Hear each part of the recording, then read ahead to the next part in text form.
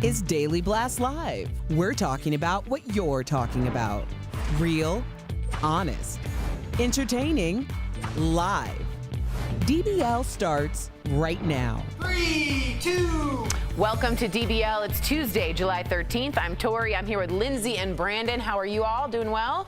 You know, when I did my hair and it was a big Round of deal. applause. When you're pregnant, Pregnant doing lady. anything is a lot of work. Doing so. the hair. All right, did we're my hair starting off last night. strong. Oh, wow. All right, I don't know if you all have seen this, but it went viral on my feed. Check out this sign that employees at a Nebraska Burger King put up. It says, "We all quit.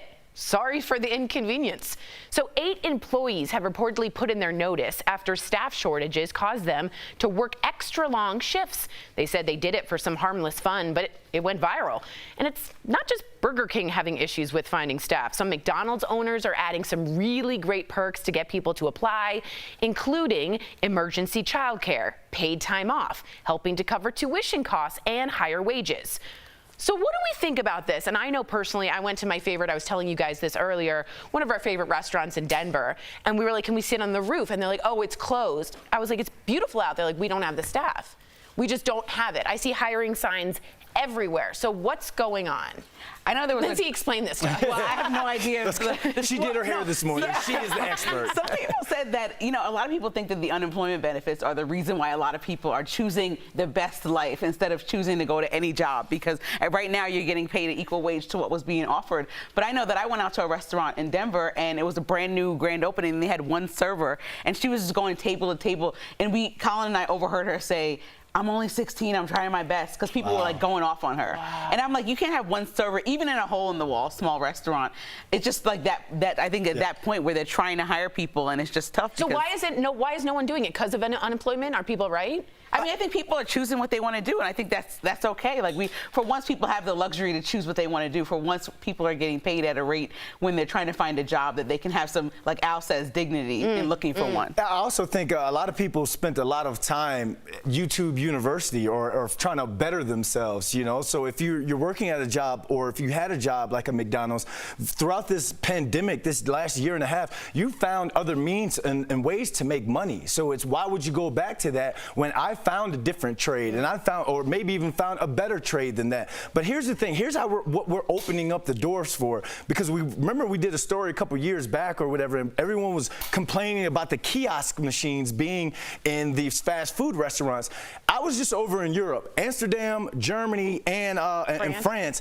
Every fast food restaurant I went into had more kiosks than they had actual workers in there. So I see this opening up the doors for the machines to come into our fast food lives, or those type of jobs. What I was doing at a McDonald's in France, don't ask me about it. How dare you? Don't ask me about it. Out of all the food options, man. Burger Royale, that's what I'm saying. All right, well, you better be vaccinated if you want to be invited to Thanksgiving at Gayle King's house. And who does not want to be invited to Gayle's house, right? All right, here's what she said about it on CBS's This Morning while talking with Dr. Fauci. Take a look. Dr. Fauci, I don't know how many more times you can say to people, listen, it will save your life. I have this problem with some members of my own family, which I'm now going to ban for Thanksgiving vacation. That's how strongly I'm taking what you're saying. All right, so what do you all think of this? Banning family and friends who haven't gotten their vaccination from events like Thanksgiving and other holidays. So take a moment in your own heads, you're watching on your phones, your TVs, go to dblvote.com, weigh in. Would you actually ban family and friends from your home if they are not vaccinated? So let us know what you think about this. What do you think? My initial response would be that she's being ridiculous. But my response now that I'm pregnant is, yeah, nobody's coming over. Like before I knew I was pregnant, I'm like, you know, people have an option, let them do what they want. But now I'm like, you can do whatever you want, but don't bring your behind around me if you're not vaccinated. And do you think when you're not pregnant, you have a child, you'll also feel that same way? Well, yeah, because, well, I don't know, they're less vulnerable. I know your kids have to go outside and play. You get into that conversation about your kids having no friends. I know Sam and some of the other hosts that have kids talk about their kids being very antisocial during this pandemic because they couldn't do anything. I know Jeff brings his kids to the park. So you're going to become like a helicopter parent if you try to monitor every single person. But I know for people that are in your close proximity, she's talking about Thanksgiving where you're all going to be at the table and around each other. I think you really have to like monitor that and maybe not get mad at people, just monitor that. I have to push back on this because I see this as a little theater right now. If we're going back to having 80,000 people in crowds in attendance for basketball games, baseball games, what's the difference between that and Gayle King's living room, dining room? You know, I don't understand that. I think that her and Fauci, you know, I think that she was just on there doing that because we're trying to get more people vaccinated. But after a year and a half of not seeing some of my loved ones, not being able, I don't care if you're vaxxed or not, we're going to find a way to have our family together, because at the end of the day, if you don't get to see that family and one of them dies off or you die off, then what? Then all because you tried to make a statement on CBS this morning. I don't think she's making. I think Gayle was being honest about how she really feels. First off, we're having some technical issues with the voting, so we apologize for that. But I do think it's so interesting that 99% of the people who have died in the last few months have been unvaccinated. 99%. Because so then 90. No, wait, that's crazy. I understand that, but so if you're vaccinated, then what are you so worried about then? I guess it might be also a culture she doesn't want to promote, and she's saying you're not going to be part of my world because of that. But I hear you on the other. But Brendan has a point. Everybody walks around like so freely now that they're vaccinated. We have that conversation all the time. And so if you feel that comfortable now that you're vaccinated, why are you going to stop living your life or stop being around people that you love because they made a choice? Because it's called boundaries. And if you aren't willing to be part of that, then I'm not willing to be part of your life. There's a culture you want to promote that's a vaccinated culture. And if you're not willing to do that, we can have a conversation on the phone, but you ain't coming for my house to have turkey with my mom who's immune compromised. So if you're not vaxxed, you can't sit with us, where if you are vaxxed, then you're what are we, 94%?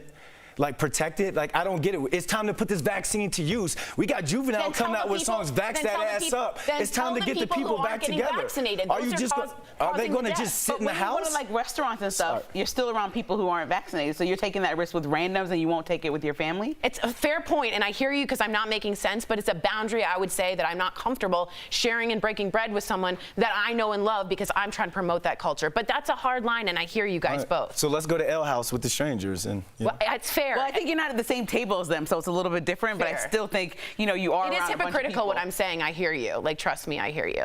But I'm still talking. All right. Have you ever been so bored in traffic you did something a little crazy? All right.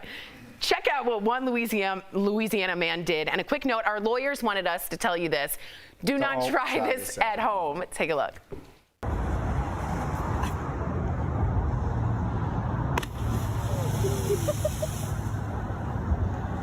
Start swimming.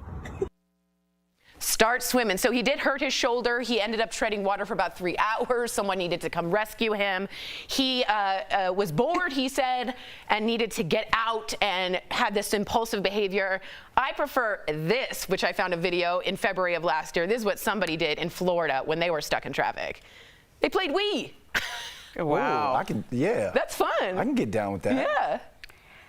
I mean, Cool. Good talking. I mean, you brought up the video. I was hoping you had a nugget. no, for that it. was this dude But- said that he wrote on Facebook after he jumped in this dirty-looking lake. Yes. He said that he did it because he was high on life and having the best day ever. Now, I had a couple best day evers in my life so far, thank God and luckily. But I didn't want to jump in the water and do this. This is ridiculous. And he hurt himself, and he had to get rescue crews You're out there. wasting So it's annoying. resources, Exactly. right. It's really funny, but it's not really It's not funny. Yeah. What do you think? But would you ever do this? If you're that bored? Okay. That's what I thought. I can't swim really well, but I Right. can doggy paddle like a champ. And a guy also said that when he jumped, like he saw people do it in the movies, so it's okay. Like you never thought that it's one thing you would have to tell your kid, hey, Spider-Man can't really jump off a building, but you're not Don't going to try tell a this. grown man, don't try this at home. wonder, But yeah. high off life, High off life. Quote in air quotes, life. high off life. Let us know if you would jump. Coming up on DBL, we're talking about the importance of birth equity. Pay attention, y'all. The new app that's aiming to end the bias in maternity care. And you know who we have. Dr. Coley's here in studio. She has the latest information on the Delta variant you guys have all been asking about. That's coming up next. Stay tuned.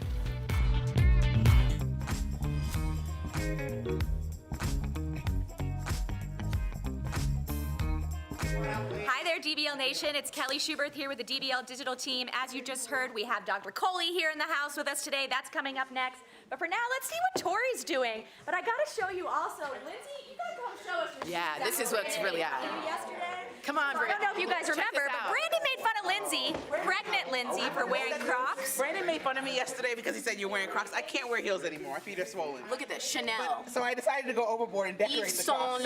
Laurent. Nike, Chanel, Prada. proud right Resist. So Brandon, what say you now? Free advertisement. Claire's? You still don't like them. You He still still hate doesn't like them. Tori, it's time to cue sashimi rolling. They hate it. I never know the next part, so you're like, Patrolling, they trying to catch me riding dirty, trying to catch me riding Patrolling? dirty. I think so. patrol. I think so. All right. Well, that was a professional DBL Nation, break. please write us in. Let us know what you think about Lindsay's Crocs. Are you for the Crocs? Are you not for the Crocs? Should she be allowed to wear whatever she wants, pregnant or not? I fully support the Crocs. It's good for her feet, okay? Let us know what you think, DBL Nation. We'll see you soon.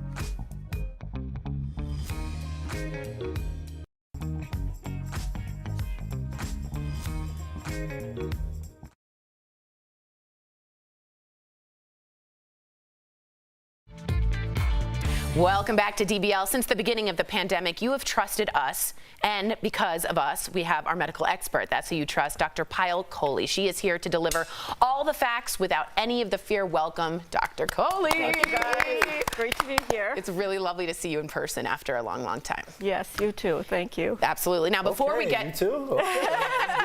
You got to bring up her color, her beautiful green. Yeah, we do want a green screen challenge if anyone's interested on this gorgeous Kelly green right here for Dr. Kohli. All right, now before we get to how to stay cool during the summer heat, we wanted to get an update on some COVID-19 news first. So a woman recently passed away after contracting 2 variants of COVID at the same time. What are the odds, Doc? Incredibly rare. That's the good news. Okay. But to me, it really sets off a flag that the variants are almost behaving like different viruses. So it's like you can get the flu and get COVID at the same time. And that's kind of the concern with this, is that now that we have so many variants, alpha, beta, delta, gamma, and the list goes on and on and on, that it's almost like having multiple viruses teaming up together. Wow. So, Dr. Kohli, if some people have natural immunity to the virus because they've already had COVID-19, do they still need the vaccine? I know a lot of people are talking about this. A lot of people talking about this. So how many times have you guys gotten colds? Lots. Over and over and over. Coronavirus belongs to a family of viruses that causes the cold virus. So the natural immunity goes away. That's why you need the vaccine, to boost that natural immunity and make it last longer. Wow, Is there a time span, like 6 months, 2 months, that people are immune, or there's not a specific time span? Very interesting. It depends on how sick you got with the initial infection. Okay. So the people that only had loss of taste or smell or didn't feel anything at all, their immunity might go away a lot faster than somebody who got super Really sick. sick. Wow. Yeah. All right, well, let's talk about this heat, because in the words of Nelly, it is hot in here and all across the country. So What was the rest of that, Brenda? what are some things that we can do to keep from getting sick when the temperatures hit the 90s and above? Yeah, it's been hot here in Denver, and as you know, we have dry heat. So a few things to do. One is to keep your home really, really cool. So the way to do that is to keep your optimal temperature during the day less than 90 and at night less than 75. The second thing is to keep your body cool. What's the best way to do that? From the inside, by drinking lots of water. From the outside, by wearing loose clothes and spraying yourself with some water. And then stay out of the heat in the middle of the day. So you guys like to exercise? Yeah. In the mornings. It has to be in the mornings. It has to be in the mornings, so before 7 a.m. or after 8 p.m. because otherwise you will be at a high risk of heat-related illness. I did hear that in terms of, and I hate to bring it to this, but in terms of heat-related deaths across the country and the world, more people die from heat than almost anything else naturally disaster-wise combined. It's an incredibly dangerous situation that you can find yourself in. As you said, water. Are there foods?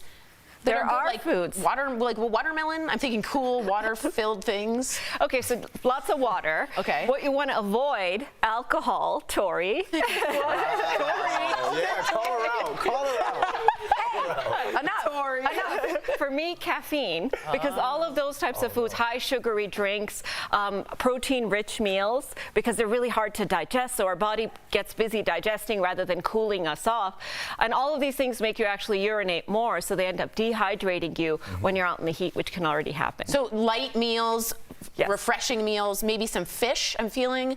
You just making natural. Anything with water. Say that. You just want her to say. I'm trying to picture not too heavy protein meal, that an example of a good meal. Just go on an all-water diet. That's it. Oh, So salads, but let me be clear about the water too, because you're losing sweat and you're replacing it with water. So you kind of want to drink more electrolyte-rich solutions like coconut water, not those sugary drinks like Gatorade. Pedialyte as well, right? That's right. And you be extra careful, Lindsay, because pregnant women are even more susceptible to heat-related illness. Oh man, I'm staying in the AC with my water, with my coconut water. That's right. And your Crocs. And your Crocs. You should check them out. They're amazing. Such We'll a get them hater in on the these end of the Crocs. show. She's bedazzled her Crocs, guys, with Chanel. It's amazing. Thank you so much, Dr. Kohli. Coming up on DBL, Birth Without Bias, the new app that's helping Black women get safe maternity care. Please stay tuned. It's important to watch.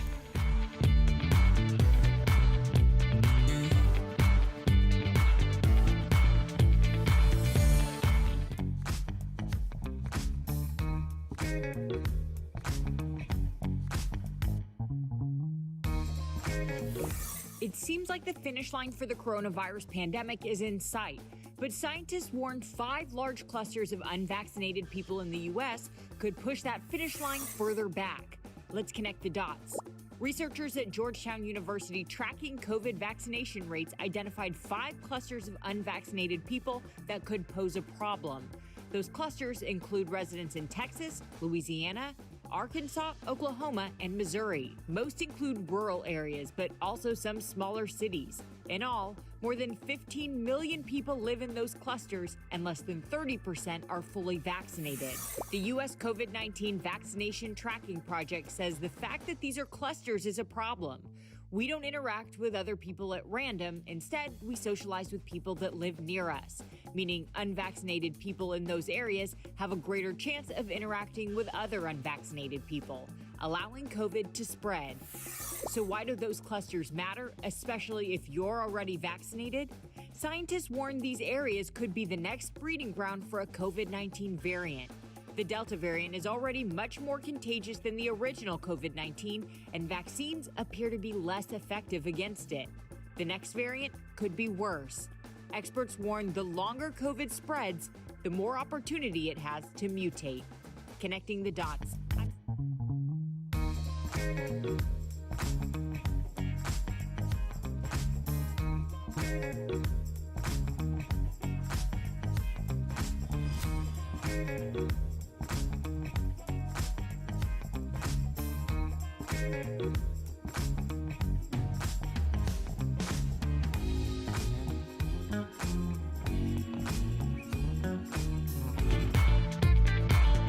Welcome back to DBL. So nothing compares to the moment when a woman becomes a mother, but unfortunately not all birthing experiences are created equal between women of different races. I spoke with Kimberly Seals-Allers, a maternal and infant health strategist, about birth equity and what's being done to even the playing field. Take a look. Kimberly Seals-Allers, welcome to DBL. Thank you so much for having me. Thank you for joining us. So I'm about to be a new mom, and I've definitely heard about the differences in maternal care between white and black moms. It's been something I've been worrying about the whole pregnancy, but can you tell me and point out to our audience what those differences really are? Well, first of all, congratulations. Thank so you. happy for you. It's a joyous time, and I want you to really soak that all in.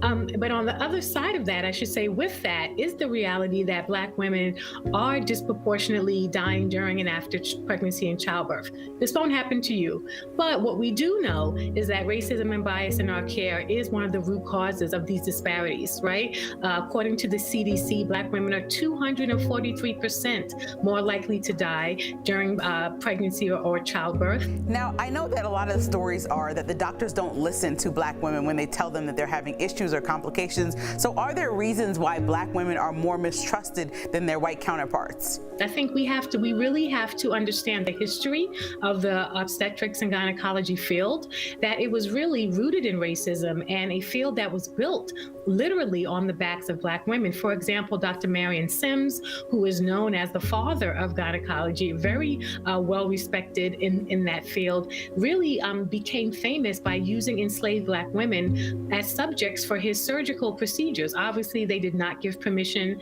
There was no anesthesia. And then we can look even more recently. There was literally, quote unquote, science that said that Black women did not experience and feel pain the same way that white women did. This was being taught in medical schools. So these racist ideas and racist systems are part of the medical system, unfortunately, and even part of the quote unquote research that was supposed to be used in managing our care. Now, Kimberly, I know you're a mom too. So what was it like for you? Did you get treated this way in your hospital experience as well? I went to this hospital, really left feeling traumatized, obviously thankful that my baby and I were alive and safe, but was completely disrespected. I had a C-section that I'm still not able to fully explain.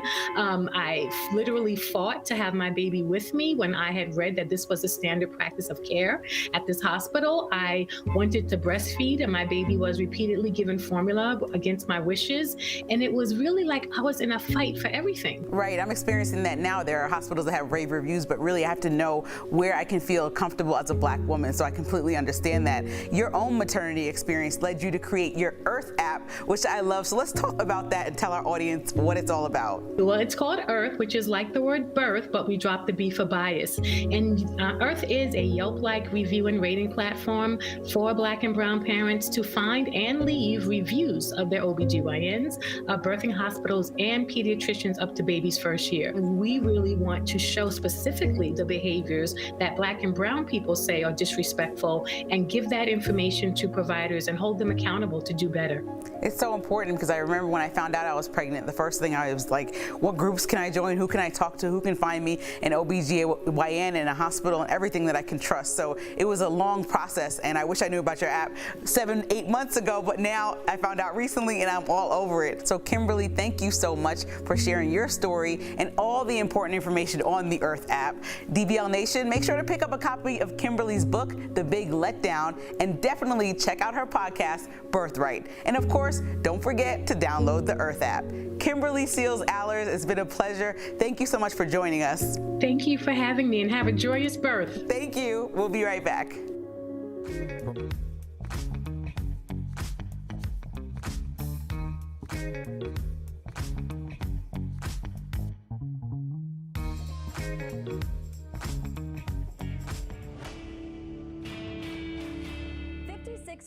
Of Americans say they've experienced trouble sleeping since the start of the pandemic. You ask, do melatonin supplements work? So let's verify. Our sources are the American Academy of Sleep Medicine and Dr. Nancy Behrens, a sleep physician and director of Novant Health Sleep Services. For some people, melatonin does work. Melatonin is a hormone that our brains produce to help regulate our sleep cycles. It helps us feel drowsy. A 2013 analysis found that on average, people with insomnia fell asleep about 7 minutes faster with melatonin than with a placebo. So who's a good candidate for melatonin? People who are having trouble sleeping, some older people their own brains do not make as much melatonin as they need. People who are doing shift work might find that taking melatonin helps. Melatonin is a booming business. According to the Nutrition Business Journal, sales grew 42.5% last year to a whopping $687 million. What are some of those top tips that you give people if they do come to you and say, I'm having trouble sleeping? Making sure that things are very dark and quiet overnight. We don't want the television on overnight. We don't want you to be looking at your phone or screens in the hour before bed or overnight, because the screens are bright and they actually inhibit your own production of melatonin. It's important to keep in mind that supplements like melatonin are not regulated by the FDA. We don't have the same testing or quality control that we do for prescription medications. Dr. Behrens recommends visiting consumerlab.com to check the quality of whatever supplement you're taking. So we can verify, yes, melatonin does work, but you should always consult your doctor first. With your Verify, I'm Sarah French. DBL is your daytime destination. Does this feel good? This lifted my spirits. We're chatting with the stars. One of the highlights of my life. To turn up the notch on that. It is spectacular. Thank you.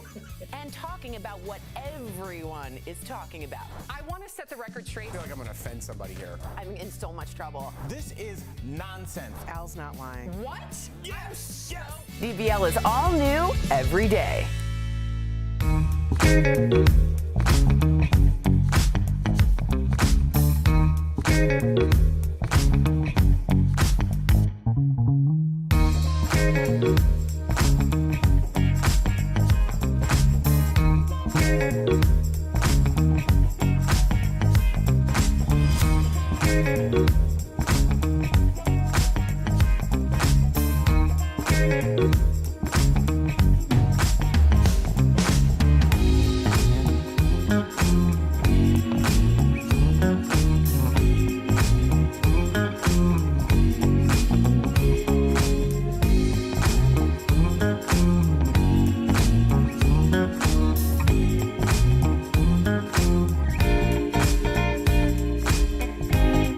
Welcome back to DBL. It's time for a security alert sponsored by LifeLock. There is a new romance scam circulating the internet. Here's what you need to look out for. Typically, romance scams involve a victim falling in love online only for their money to be stolen.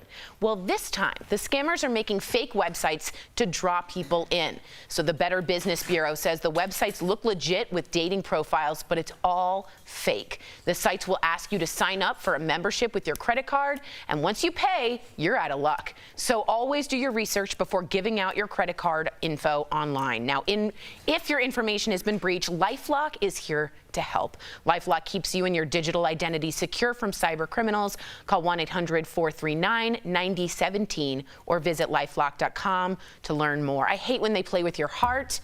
I'm such a hopeless romantic. It's hard, but think with your head when you're working with your heart.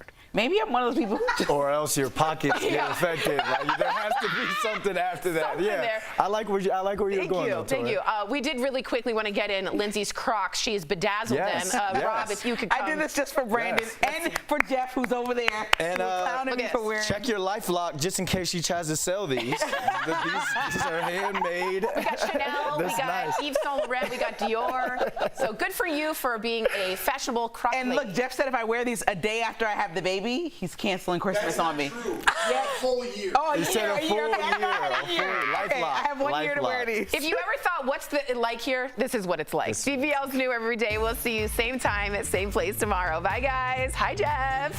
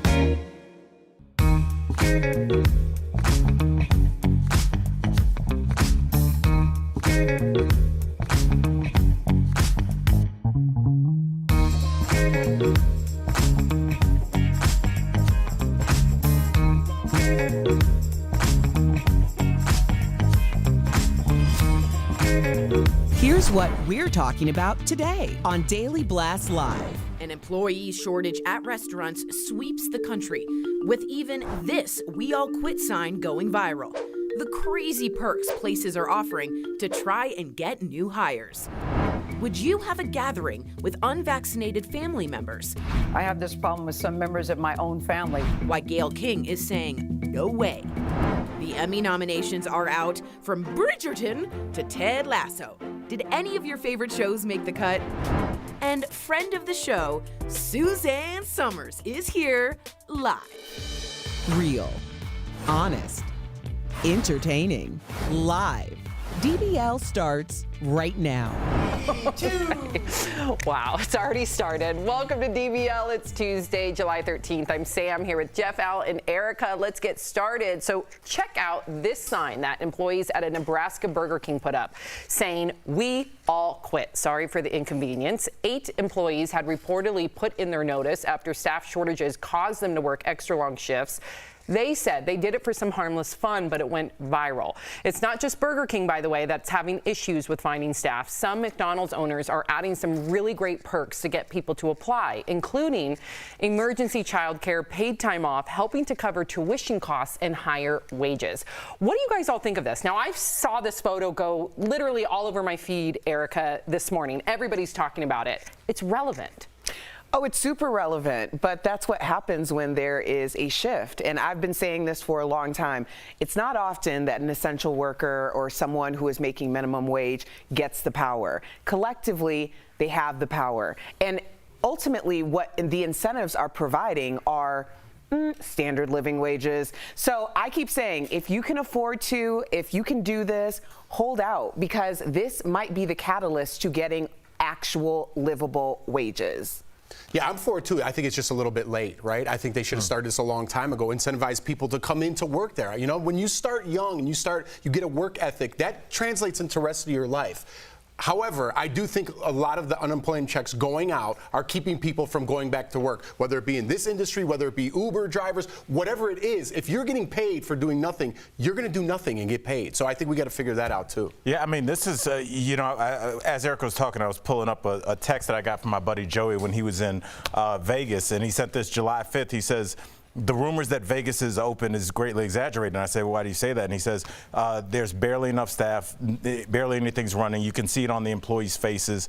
I've been in the service industry a long time. The resorts are struggling just to do the bare minimum. I've stayed at hotels. I haven't seen a maid in my last 3 trips. You're drinking out of paper cups. I mean, this is really affecting the service industry. But like you said, Erica, when you give signing bonuses, like a lot of my friends got out of college going to corporate jobs, people show up. So when you start incentivizing childcare and things to incentivize people to stop getting the checks and get off the couch, they'll come. It's long overdue. That's right. We call them essential workers. They want to be paid like it. Yep. Okay, so you better be vaccinated if you want to be invited to Thanksgiving at Gayle King's house. Here's what she said about it on CBS this morning while talking with Dr. Fauci. Take a look. Dr. Fauci, I don't know how many more times you can say to people, listen, it will save your life. I have this problem with some members of my own family, which I'm now going to ban for Thanksgiving vacation. That's how strongly I'm taking what you're saying. So what do you all think of this idea of banning family and friends who have not gotten their vaccination from events like Thanksgiving and other holidays, or even just like a birthday party, a weekend getaway? Go to dblvote.com to weigh in. Would you, DBL Nation, ban family and friends from your home if they are not vaccinated? Jeff, what would you do? I don't think I would. I'm not put in this particular situation, so I don't know exactly what I would do, but just thinking right now, I just had 8 members of my family come stay with me over the past week. They were all vaccinated, but if they hadn't been... Did you ask? I did ask. I did ask. Well, I kind of knew anyway, right. But I did ask like my cousins and stuff, and they said yes. I wasn't scared to ask. However, it wouldn't have bothered me if they said no. Right? Because I'm vaccinated. Am I confused about this? Because I feel safe that because I've had the shots, I don't have anyone that's immunocompromised in my house, right? So I feel safe. Even though I have 2 young ones, I don't think it's a problem really for me. But again, I haven't been put in this exact position. Can I ask you one question? What if we are on a talk show? What if that hypothetical, imaginary unvaccinated family member is holding your young son? And they're kind of face level, like, oh, look at the little guy. How would you feel about that? I don't know. I think I would feel I mean, it's tough. Because what are the percentages that a young 4 or 2-year-old gets coronavirus, right? What with the numbers out there? I know there's small numbers, but there is a thread that's going viral right now under Med Twitter. If you look under Med Twitter, there's what they're trying to do is acknowledge all the 4 and unders that have died, unfortunately, due to COVID. And looking at all the cases, not all of them were autoimmune compromised. Not all of them had underlying conditions or were even like in a high-risk category. It was out of the blue. And to see these 4, 3, 2, 1-year-olds either hooked up to a ventilator or in a coffin made me rethink it. Because I was right there with you. We were going to go home for 4th of July and we were going to bring Miles. Miles can't wear a mask. I was like, oh, well, he'll be fine. He's 16 months old. Until I saw that thread that's been trending for about 6 weeks now, it made me rethink it because the Delta variant's that much more contagious. And then even if, God forbid, they don't get so sick and hospitalized or die, they could be long haulers. They could get asthma. And for me, that's just not worth it. It's not worth it. I don't know if med Twitter would push me over the edge. I just don't trust a lot of things out Seeing there. a coffin of a 4-year-old would push you over on med Twitter? But med is in medicine. They're all doctors sharing these photos. They're all doctors and nurses. Listen, I don't really trust anything I see on social media, especially Twitter. They all have, literally, they have. I'm just saying, listen, they're verified accounts from Vanderbilt, Michigan, UW, all these huge hospitals that are treating foreign under COVID patients. I'm just giving you that other anecdote. That's all. Also, I mean, I have mentioned that my father, who is a funeral director, has had 2 cases of children who were under the age of 5, and that's in a small town. So I'm not like trying to scare people or alarm people. I think people have very much made up their minds, but I'm so grateful for this conversation, the way that we're having it, because that's legitimately the way that we're having it in our homes, and it's the way we're having it on social media. Now, for me, with the Gayle King story, I'm not going to ban anyone from coming to a function of mine. I do say, and I've sent it to all of you, we are a vaccinated home. So that's all I can do at this point. I do not have children, so that is a different realm. But it's interesting how we socialize differently with people who have been in our lives for a very long time based on these conversations. Like, there were people who wanted to fly to Colorado, and they flew to Colorado, and they wanted to come to my home. These are long-term friends. And I had to tell them, like, you cannot come to my home. Like, I'm for real. Not like your friend down the street. Like, I'm not doing this. And the reasons why was because they never exercised the same amount of caution that I was exercising. And I don't think that people understand, especially being in this line of work, we never got to shut that off. People in the medical profession never got to shut it off. Some people could close Twitter, they could not listen to the news and be like, it's not that big of a deal. But we were constantly drilled for a year and a half. So you're speaking to 2 totally different demographics. People who were able to shut it off and people who weren't, who are now resentful of people who were able to shut it off because they don't seem like they're up to speed with what we all assume everyone knows. Interesting. Good conversation. Let's see what our DBL Nation is thinking. 53% of you would, yes, ban family members from coming into your home if they were unvaccinated. All right, so have you ever been so bored in traffic you did something just a little crazy, maybe a lot of crazy? Well, check out what one Louisiana man did. And a quick note, our lawyers wanted us to tell you not to try this on the road. Take a look.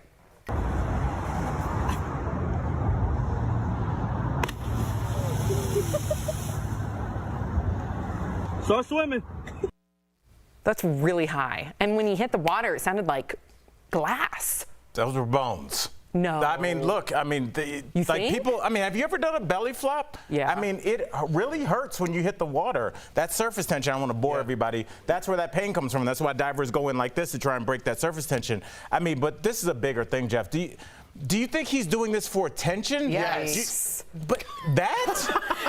Why are multiple people filming it if it's not for attention? What if it's just really hot out and you want to have fun? Come on. You could take that one. All right. I don't know. Is this just a bigger thing in our culture? Yeah. I can't even address that. justify a response. Hold on. Okay. I'm always... To jump 50 feet off a bridge because you're cold? Or turn your AC on. I didn't say because you're cold. I said because you're hot. Oh, my fault. And look at that misquoted the dumbest quote in the world. Oh, my God. Yeah, okay, the water you guys was keep having your filthy. conversation. The water was nasty, okay? It was nasty. It was just, I think it shows like just the desperation in this culture to be seen. Yeah. And you're like, I'll do anything for a minute of attention. And it worked because we're talking about it. Well, that's the problem. How many times on this show have we said or we covered somebody, unfortunately, that has fallen off a cliff, that has been trampled by animals? We've seen little kids. Also, people are laughing, but it's true. We've seen people go into zoo enclosures all for attention. So Al has a podcast about it. Yes. You do? Yeah, it's called Dying for Likes. People that are trying to get famous on the internet. Yes. And they end up losing their life. Oh, my gosh. Sorry to end on a bummer note. Yeah. Or it was just hot and he was trying to cool off. Sam, kidding. you are a glasses half full kind of person. I love you. Come on, I'm just trying to throw a curveball here and there. That curveball hit it over the backstop. I was going to say it hit the dirt before it got to the batter. right, coming up on DBL, Dr. Coley. She is here with the latest information on the Delta variant. And Emmy noms are in. Did your favorite shows from the past year make the cut? Plus, which generation is the worst at tipping? And the answer might surprise you. That's coming up next.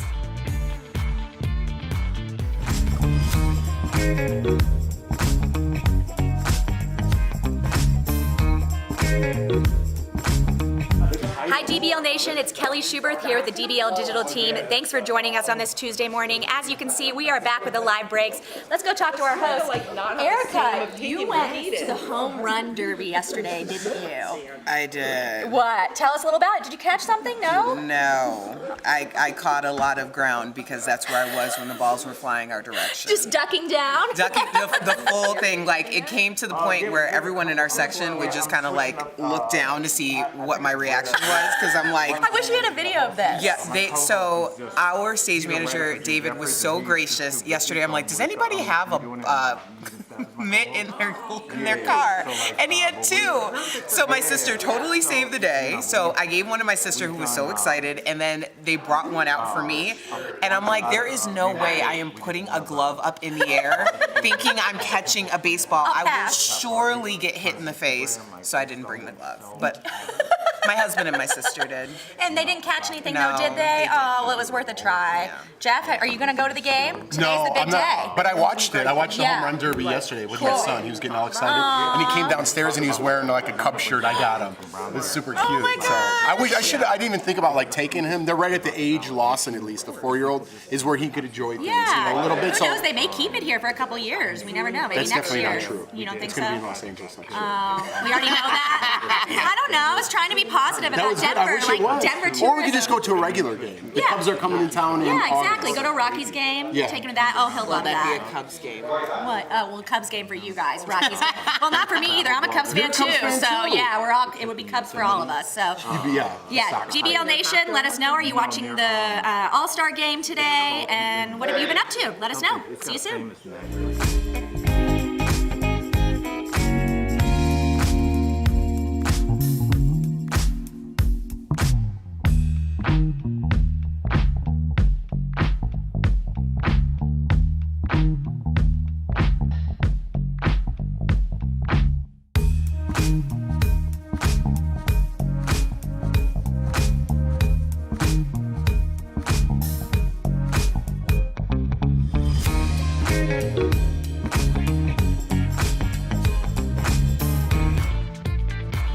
Welcome back to DBL. Which generation is the worst at tipping? There's a new survey out, and before we reveal the results, let's just go around and see if we can guess. What do you think? Which generation? I'm going to say between 35 and 55 are the best tippers. Anything under and over is questionable. Okay, Jeff? I'm going younger generation. Is the worst. Is the worst tippers, because listen, this is going to sound bad, but I think everyone should serve in the military, and I think everyone should be a waiter, right? And I don't think this generation, I think a lot of things are pushed out of the way for them. Again, not knocking all young people, but I don't think they appreciate what goes into being a server, being in that industry, and how much been there, done that. Unless you've done it. Yep. What about you? I think we're talking to 3 or 4 servers, Erica. I don't know if you serve tables, but when you immediately can identify a table. For me, it was young people, because they're like, we want to get a dessert with 4 spoons. I'm like, oh, my tip's going to be 4 cents. And then it's older, and I don't know if we have the tweet the text that between me and my buddy. I don't know if we can pull that up, but one of my friends sent me a text a couple years ago, and it just says, my pops just left a tip like it was 1950. And I said, I'm still laughing. Where were you guys? And we were in Vegas. He was at the casino buffet. And then I said, my mom's boyfriend tried to leave a 5 on a $90 tip. So when you're older, a lot of times you don't realize that inflation has occurred. Yes, I'm with you. It's either the older generation, and I'm with you too with the younger generation, unfortunately. But let's see if we're right. So according to a new creditcard.com survey, there are 2 generations that tie for worst tippers, both millennials and Gen Zers. What? So we are all wrong. That's everyone ages 18 through 40. So do you feel like you're a good tipper? What are your tipping rules? First of all, that blows my mind. I'm right, because 11-year-olds aren't going out to steak dinners. No, 18 to 40. That's what I'm saying. Younger. Well, 11? Yeah, but you don't pick up the tab when you're 12. Jeff, your thing, and I want to discuss this. Are you guys, do you tip when you pick up? When you pick your food up? I do tip when I pick up, yes. He doesn't. No, I do now because of the pandemic. Right. I feel bad for people, so I do tip extra and I do give them money. When we go back to normal, however, you will not be getting a tip if I'm picking up a pizza and you didn't do anything but hand me my credit card statement. You want 20% for handing me a box? Even like you know 5? what Jeff hates? No. You know what Jeff hates? Jeff hates this move. Here you go, man. No, this is it. When I'm standing there, and this is what goes through my head. When you flip that over and it says 20, and there's a 50% button. I want to smash that thing in half and pay for your whole system. It rather is than the give you most passive-aggressive thing that's been introduced into the consumer because they turn it around. Yes, they turn it around, and you have to turn. What are you going to turn around 0 and put it in their face? Listen, how many times did all of us? Now, first, yes, if you're just handing over a receipt, that's different. But they expect it. They're like, that's not true. 90% of the time that somebody just hands me a receipt, they exit out the tipping box. They exit it out. That's never happened to me. They never seen that. exit it out. No, now, they how do many it, times have and it starts at 20. It starts at the only button is 20. I know, so like and it says 50 you're is getting a button. 20 right off the rip, and I'm not going to give you 0 because you have to personally type in 0, and that is like that's really bad. How many times have we worked in the service industry where we got no tips? Oh, man. Maybe they were sick and tired of it. Maybe people that literally you can spend 10 minutes making a cup of coffee and then people give you nothing. Maybe they give you some change. That's not right. But is so a good. barista, I'm glad they do this. Does a barista should they get the same 20% that a waiter does? No, because a waiter is coming back. Yes, and it's 20% on the total. Yeah, the total. So if you're drinking a $2.50 coffee, where you're are you getting coffee from, Erica? These coffees are no. $10. You can give a barista a tip. What I'm saying is you're going to tip 20% to someone who hands you a pizza box, as opposed to the pizza person who comes to your house Maybe and drives all the way over there. Maybe they all pool. No, they don't pool. You don't give them money. That's all. Yes, you do. You give them money. For handing me a pizza? No, the reason why is because I go to the same restaurants all the time, and I want to ensure that I don't have to come back for something because somebody messed up my order. I'm teaching them a life lesson. It's called work ethic. No. You don't get anything for you free. How to get Jeff is going to be yelling this in a pizza parlor in 10 years. You're I'm wondering teaching why you your work pizza's ethic. cold. You're wondering why It's not cold because I'm there to pick it up. There I'm might not be paying some for a extra service. ingredients you didn't do that you anything. didn't plan for on there. What? Okay. I'll tell you during the break. We'll be right back. I need to cool off and jump off a bridge.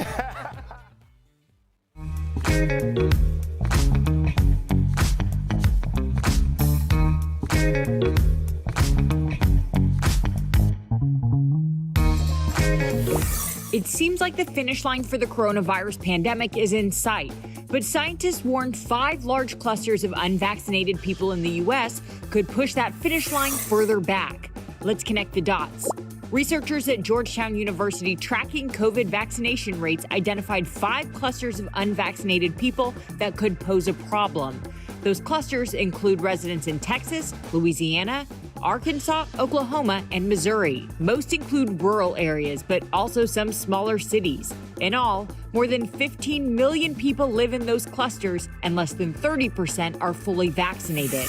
The U.S. COVID-19 Vaccination Tracking Project says the fact that these are clusters is a problem.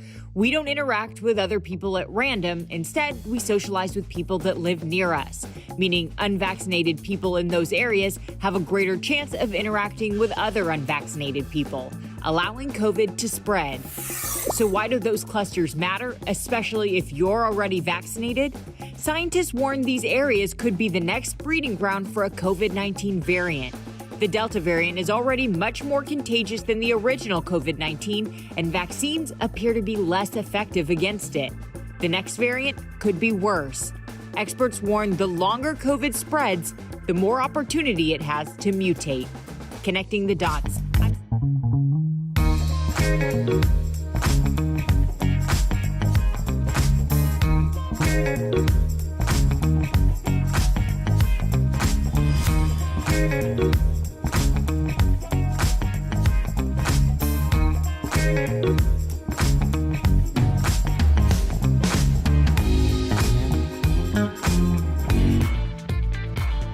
Welcome back to DBL. Since the beginning of the pandemic, you've trusted us, as well as our medical expert, Dr. Payal Kohli, to deliver all the facts without any of the fear.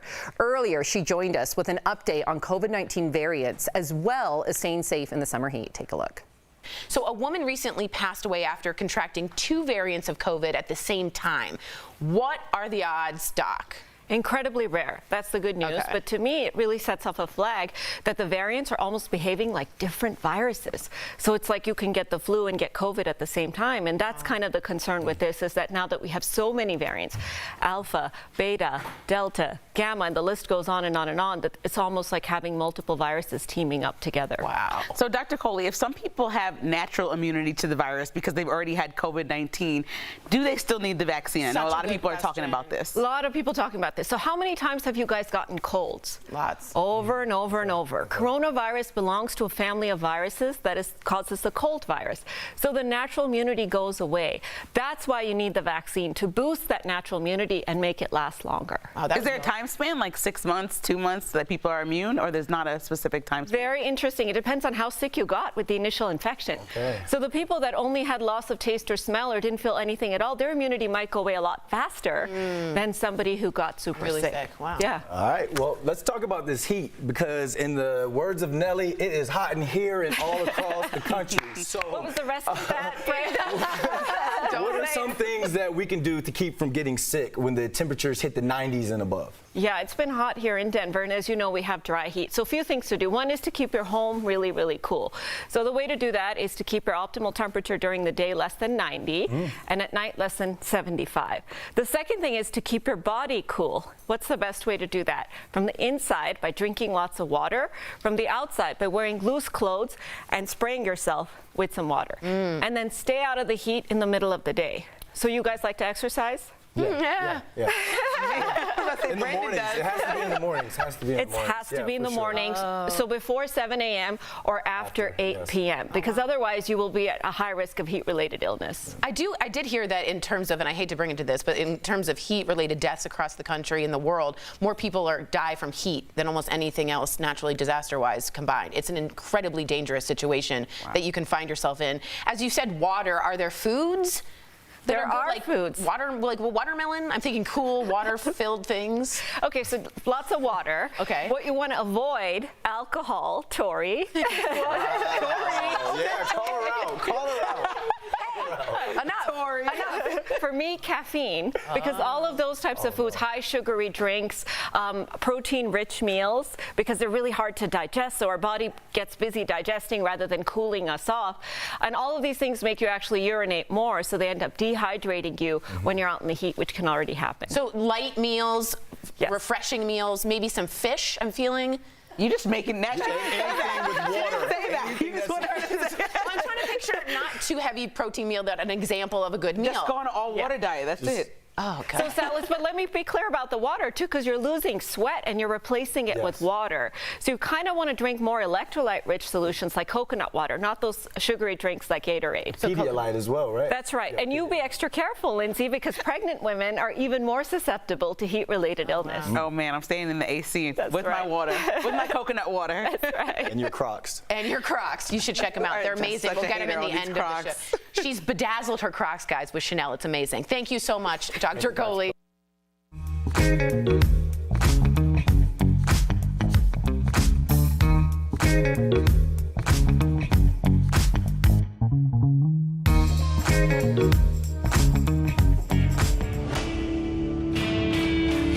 56% of Americans say they've experienced trouble sleeping since the start of the pandemic.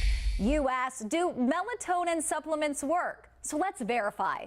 Our sources are the American Academy of Sleep Medicine and Dr. Nancy Behrens, a sleep physician and director of Novant Health Sleep Services. For some people, melatonin does work. Melatonin is a hormone that our brains produce to help regulate our sleep cycles. It helps us feel drowsy.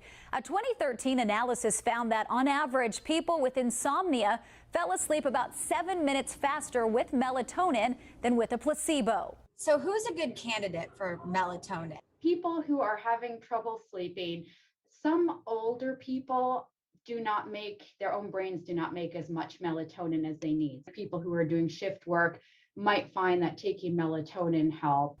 Melatonin is a booming business. According to the Nutrition Business Journal, sales grew 42.5% last year to a whopping $687 million.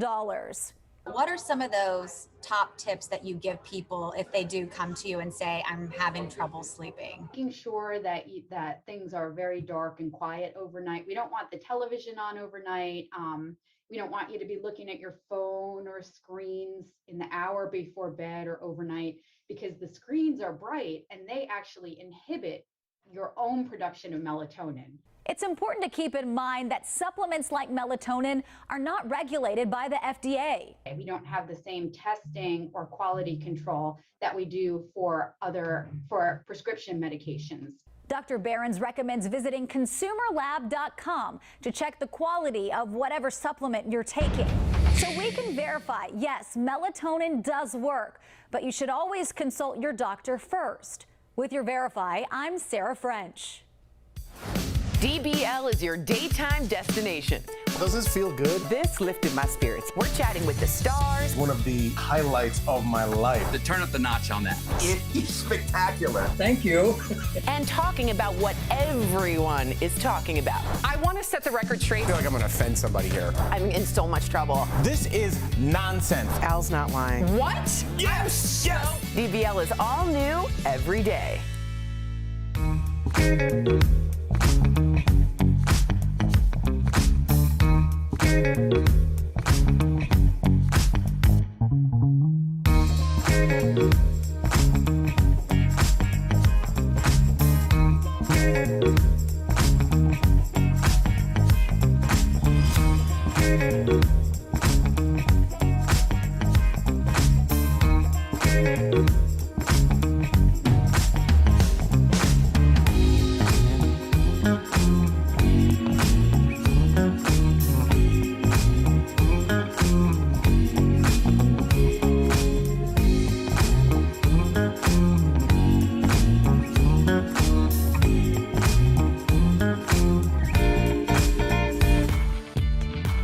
If you're leaving us, you can watch the second half of the show on Facebook or YouTube, chat with other viewers, leave your comments, and be a part of our DBL Nation. But if you're sticking around, here's what's coming up. If you've seen her on the show before, you know she's a lot of fun. Suzanne Summers is back and here live. Plus, did your favorite shows from the past year get an Emmy nod? We're talking all about the nominations that were just announced, coming up next.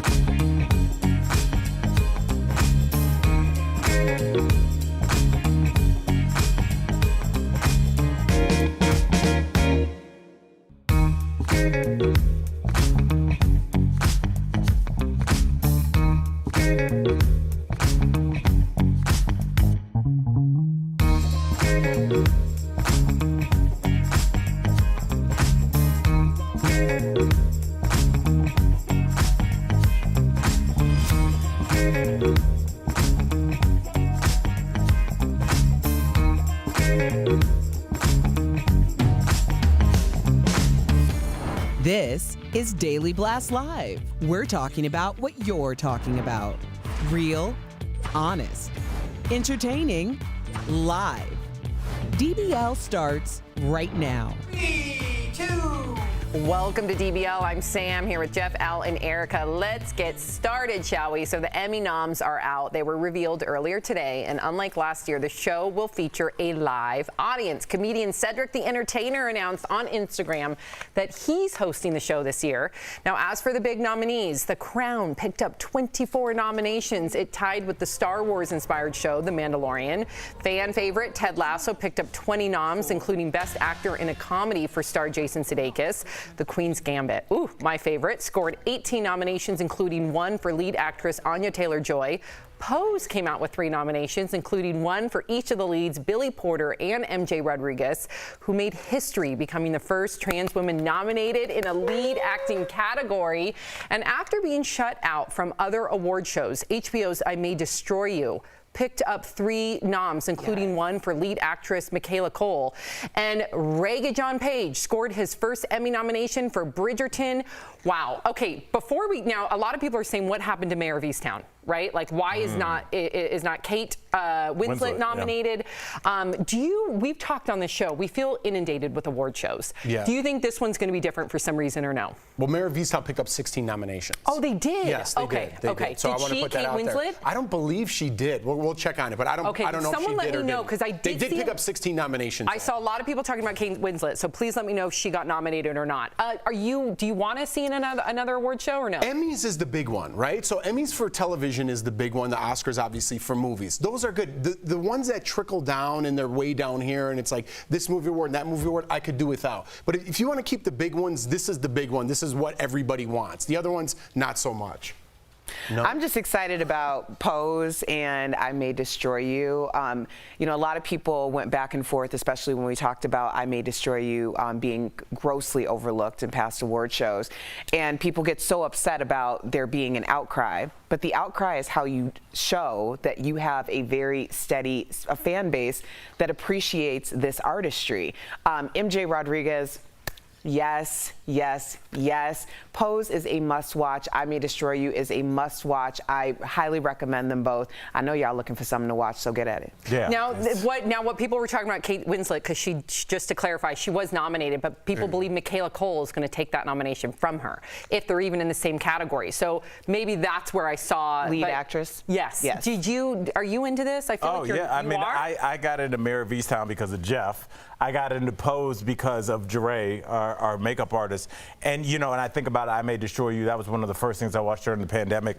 And all these shows, I think, are so popular because no matter, the people look different, the backgrounds look different, the accents are different, but they're all people that are lost. And they're kind of people that are looked at as outcasts in society. They don't have traditional jobs, traditional relationships, but everybody identifies with them because I feel like everybody feels like Mayor sometimes, just defeated in the town that's dying.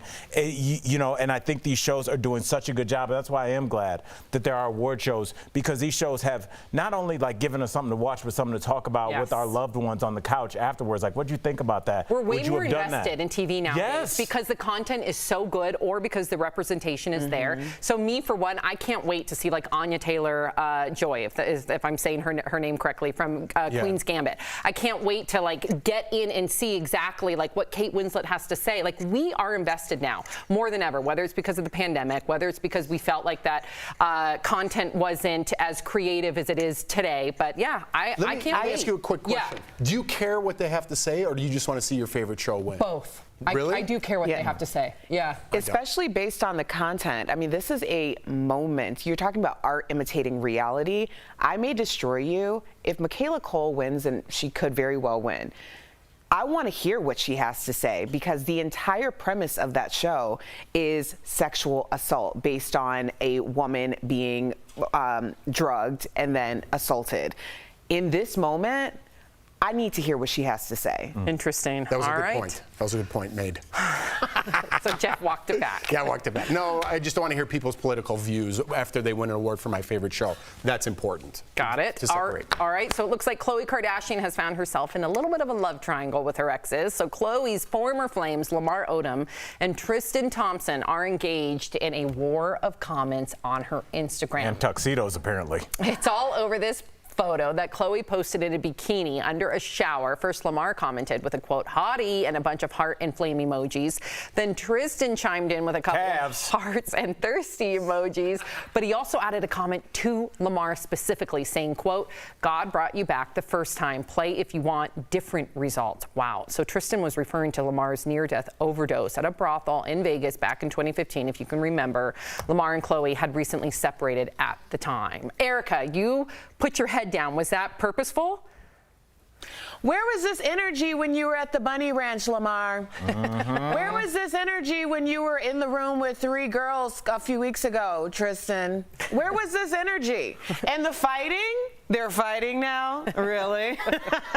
That's hilarious. What do you guys make of this? Jeff, I look at this as 2 guys that are really just trying to claim ownership. But I don't know, because they both had a chance to be with this woman. Multiple times. And when they had that opportunity, they completely, by their own fruition, dropped it. So it seems like it's more about them and more of an alpha male. Yes. Stay away from my woman, even if she's not my woman. Like, what do you see? I totally agree with you. What I did learn from this is that thirsty, I thought, was an insult. Right? A thirsty emoji, like, you're being thirsty, Sam. Isn't that an insult? I think it can be both. I never thought about that now. Or you're so hot, it's making me parched. Right, but see, I'm confused with the water droplets emoji. I thought thirsty meant like you're trying so hard to get likes. So you're taking a picture in a bikini, that's a little thirsty. That's what I thought. Right? But then if you put a thirsty emoji, it means like my mouth is watering because I'm so excited. So you got to be specific. But no, but I don't there's a specific smiley emoji that is drooling. That's for that one. I'm just so sick and tired of Instagram being like the place for like the hot pictures. And I know I'm going to sound like a 41-year-old bitter woman, believe me, like there's a time and a place where I love looking at those hot pictures, but I feel like certain accounts, it's just time and time and time again, and those are the pictures that get more likes. And again, I think of my daughter one day. I think about the fact that if she wants to get likes one day, and I know it's going to boil down to my parenting, but at the same time, if she wants to get noticed, if she wants to get likes, she's going to look to the accounts that get the most likes, and it's the ones that have the scandalous photos. That bothers me as a parent. I don't know. You don't have to follow those accounts, though. But try telling that to a 13-year-old girl. Again, I don't even want my daughter to have social media until she's well in her teens. Right. I just don't like what we fawn over in today's culture. I don't like it, but I'm still body positive, and I still can say that's a beautiful photo, but I hate when it's boiled down to like, I'm only going to post these photos. But it's a visual medium, so that's going to shine through. Fortunately or unfortunately, it's just like the nature of the beast is what Instagram is like, either look at this beautiful cake I made or look at this beautiful person. Either or what way, about people a picture of art? Or what about Malala Yousafzai? Like, I don't know. I just get discouraged sometimes. Do you think young men are going to be scrolling through art and Malala Yousafzai? Why does it have to be about young men? Because that's who's liking the pictures that you don't like. You don't think women like? I probably like that photo of Khloe. I think she looks gorgeous. I can have 2 thoughts. Okay, so then you want it posted then. No, I can say I think she looks beautiful, but at the same time, why does every single photo have to equate to that in order for you to get likes? Did you like Malala's picture? I always liked Malala. All right, my girl. What's that? Oh my goodness, we got Suzanne live, you guys. There she is. Where? There. Oh, and yes. Post that picture, you get some likes. See, that's what I'm talking about. They're the real deal. There they are. We can't wait to catch up with them right after the break.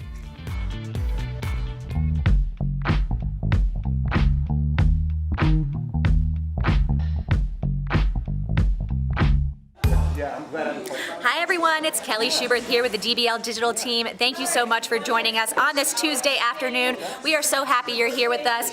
As you can see, Karen, our producer, is prepping our Suzanne Summers and Alan Hamill interview. We are so happy they're here with us today. It's actually funny because last time Suzanne was on, she challenged Al to start a gut renewal challenge. So Al actually did it for 30 days. So we're gonna get the results and see how it went. But yeah, I'm super excited to talk to Suzanne and Alan. But let's talk to the hosts a little more about Khloe and Tristan and Lamar.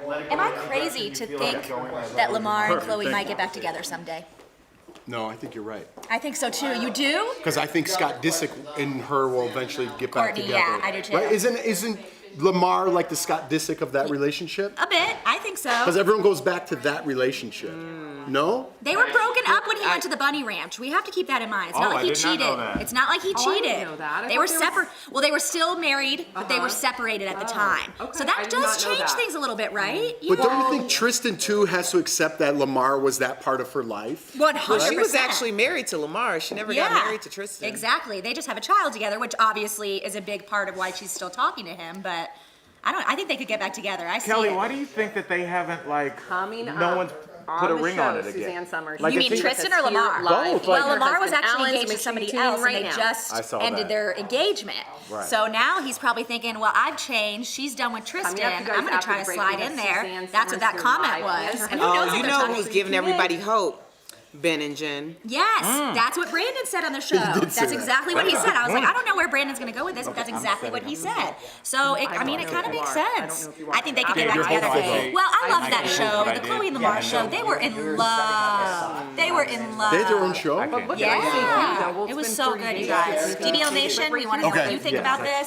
The Khloe Kardashian love triangle. And hey, make sure you stay tuned for Suzanne Summers and Alan Hamill. They're coming up next. We'll see you then.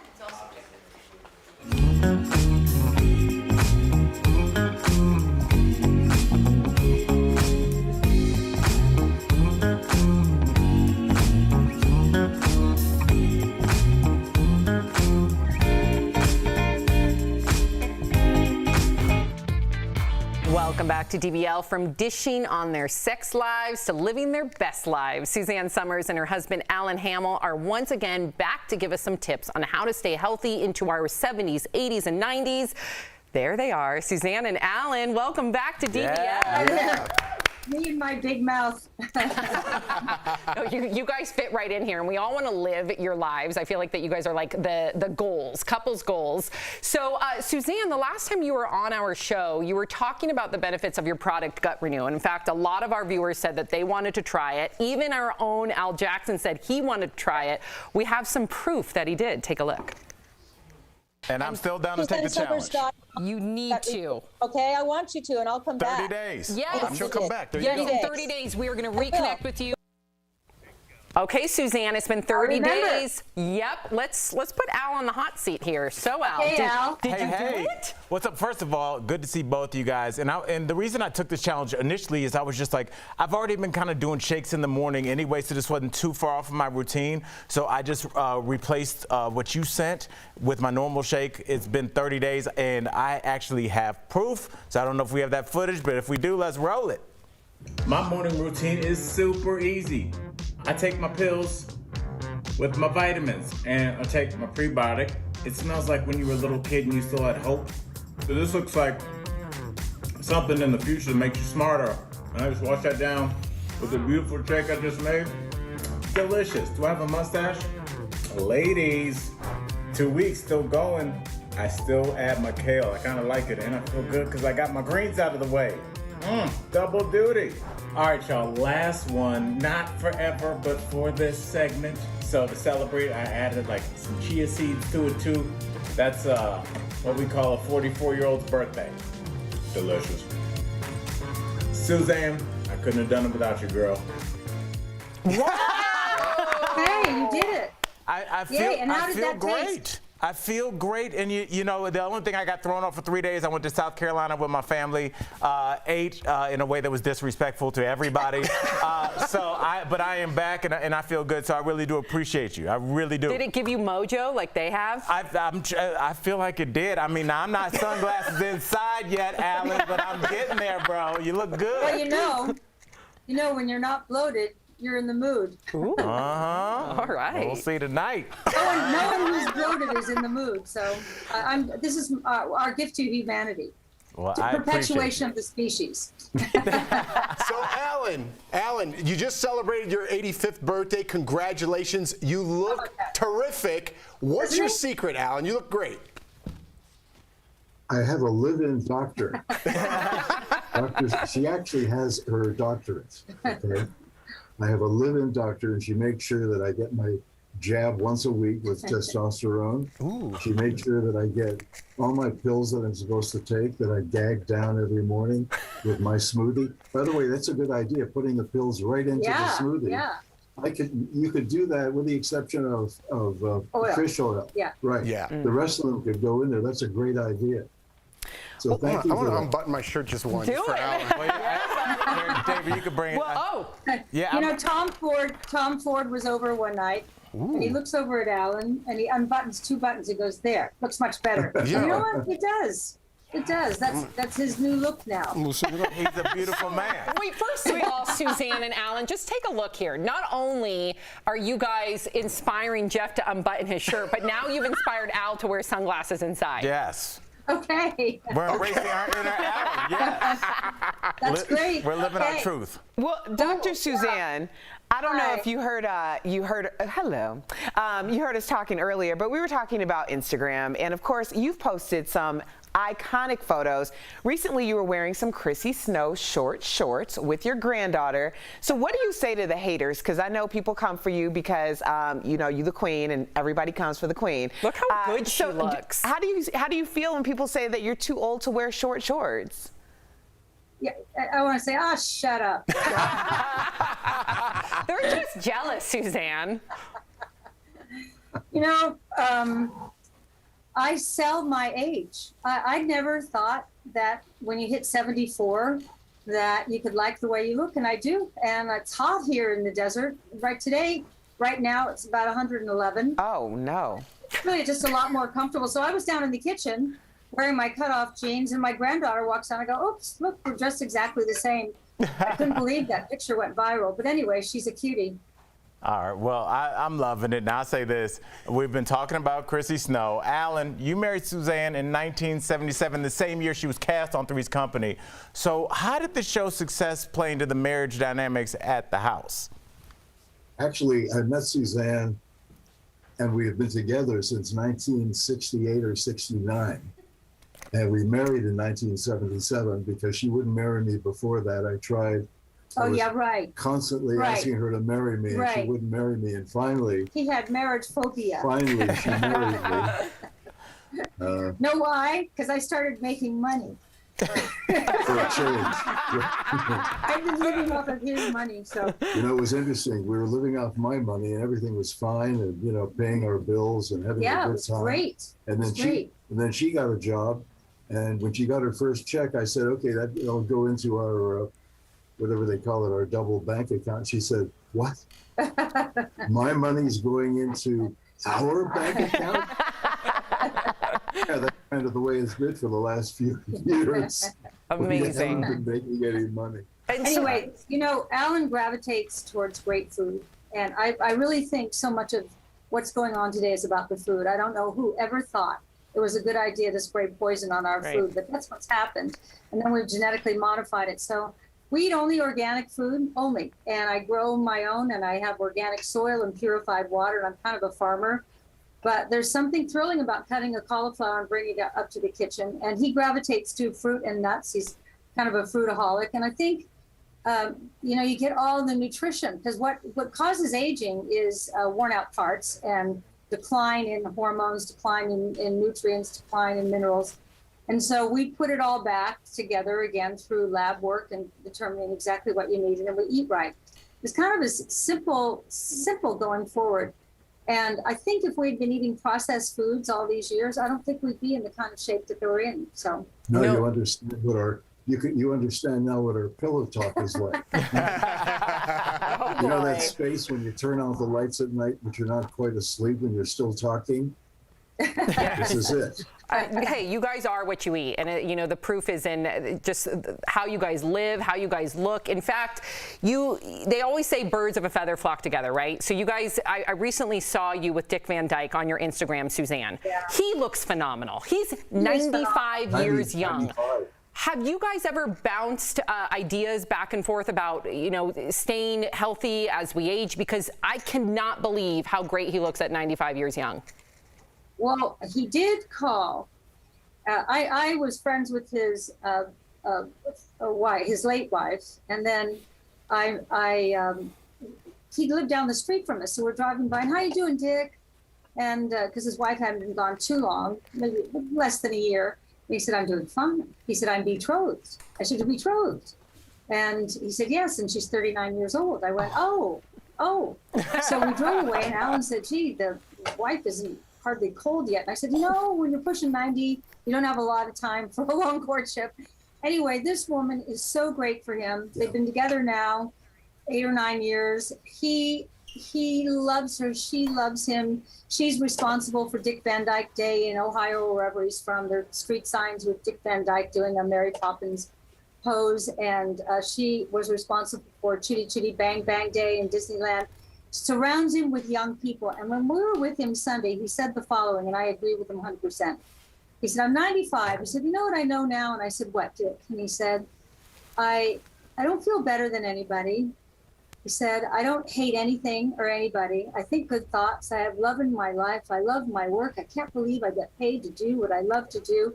He said, all I want is more. And I said, you'll have it. Oh, that's amazing. We're out of time. What a great quote to leave on. Before we say goodbye, though, let's remind our viewers one more time about Gut Renew health supplements, tried and tested, not only by Suzanne, but by Al. I'm living proof. Learn more about the 30-day challenge at SuzanneSummers.com. Thank you both so much for being here again. We really do adore you guys.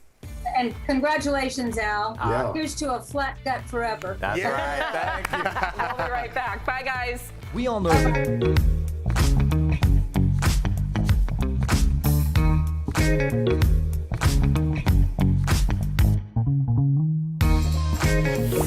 It seems like the finish line for the coronavirus pandemic is in sight, but scientists warned 5 large clusters of unvaccinated people in the U.S. could push that finish line further back. Let's connect the dots. Researchers at Georgetown University tracking COVID vaccination rates identified 5 clusters of unvaccinated people that could pose a problem. Those clusters include residents in Texas, Louisiana, Arkansas, Oklahoma, and Missouri. Most include rural areas, but also some smaller cities. In all, more than 15 million people live in those clusters, and less than 30% are fully vaccinated. The U.S. COVID-19 Vaccination Tracking Project says the fact that these are clusters is a problem. We don't interact with other people at random. Instead, we socialize with people that live near us, meaning unvaccinated people in those areas have a greater chance of interacting with other unvaccinated people, allowing COVID to spread. So why do those clusters matter, especially if you're already vaccinated? Scientists warn these areas could be the next breeding ground for a COVID-19 variant. The Delta variant is already much more contagious than the original COVID-19, and vaccines appear to be less effective against it. The next variant could be worse. Experts warn the longer COVID spreads, the more opportunity it has to mutate. Connecting the dots.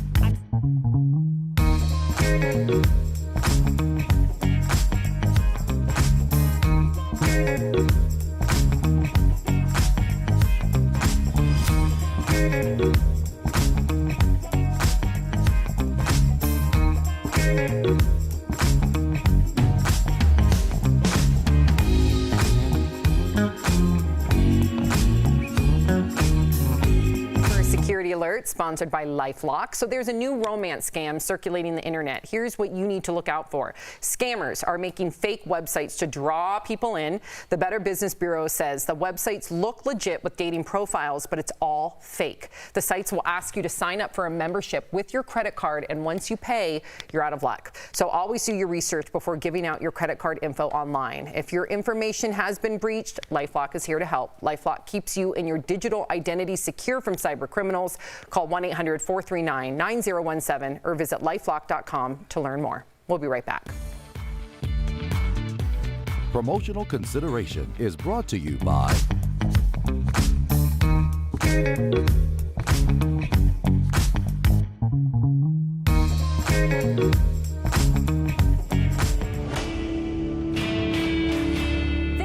% of Americans say they've experienced trouble sleeping since the start of the pandemic.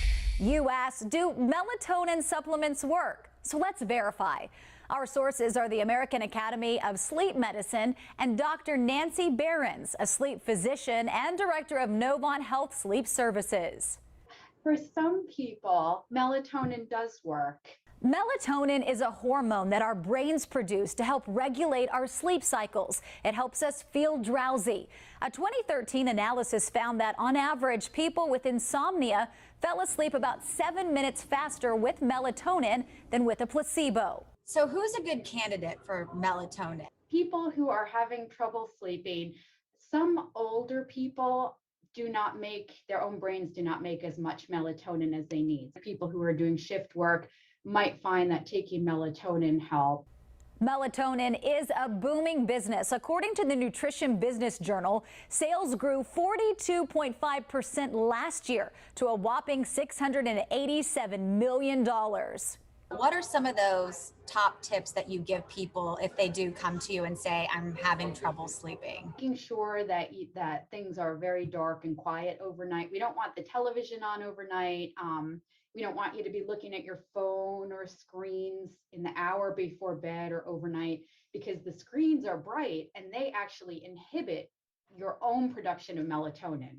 It's important to keep in mind that supplements like melatonin are not regulated by the FDA. We don't have the same testing or quality control that we do for prescription medications. Dr. Behrens recommends visiting consumerlab.com to check the quality of whatever supplement you're taking. So we can verify, yes, melatonin does work, but you should always consult your doctor first. With your Verify, I'm Sarah French. DBL is your daytime destination. Does this feel good? This lifted my spirits. We're chatting with the stars. One of the highlights of my life. To turn up the notch on that. It's spectacular. Thank you. And talking about what everyone is talking about. I want to set the record straight. I feel like I'm going to offend somebody here. I'm in so much trouble. This is nonsense. Al's not lying. What? Yes! Yes! DBL is all new every day.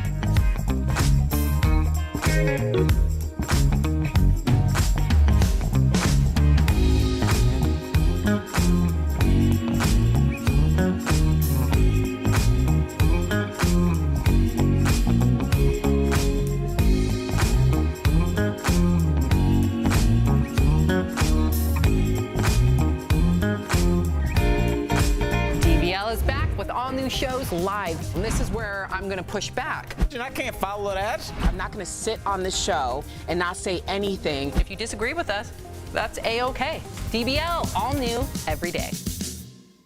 All right. You were complimenting my hair. Yeah, I said I liked your hair in the first one. I dig that. Only the first one. No, I really liked it in that one. See, you take my compliment, you stomp on it, and hit it with a broom. That doesn't make sense. That was like a Samism. Yeah, thank you. You take my there's no saying stomp for on that. it, hit it with a broom. Make sure you guys watch us. DBL every day, same time, same place. Bye, guys.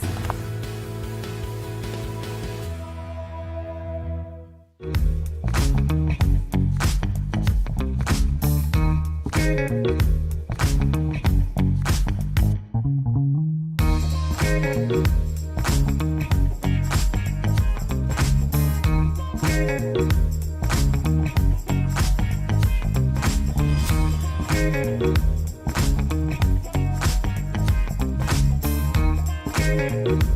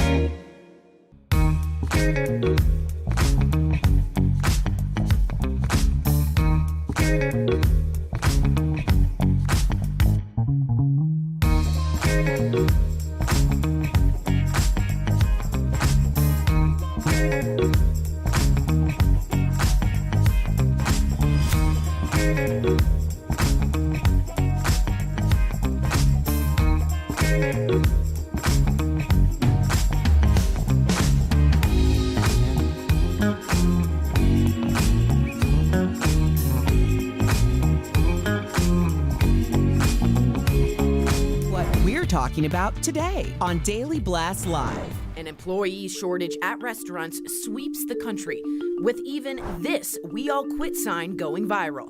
The crazy perks places are offering to try and get new hires.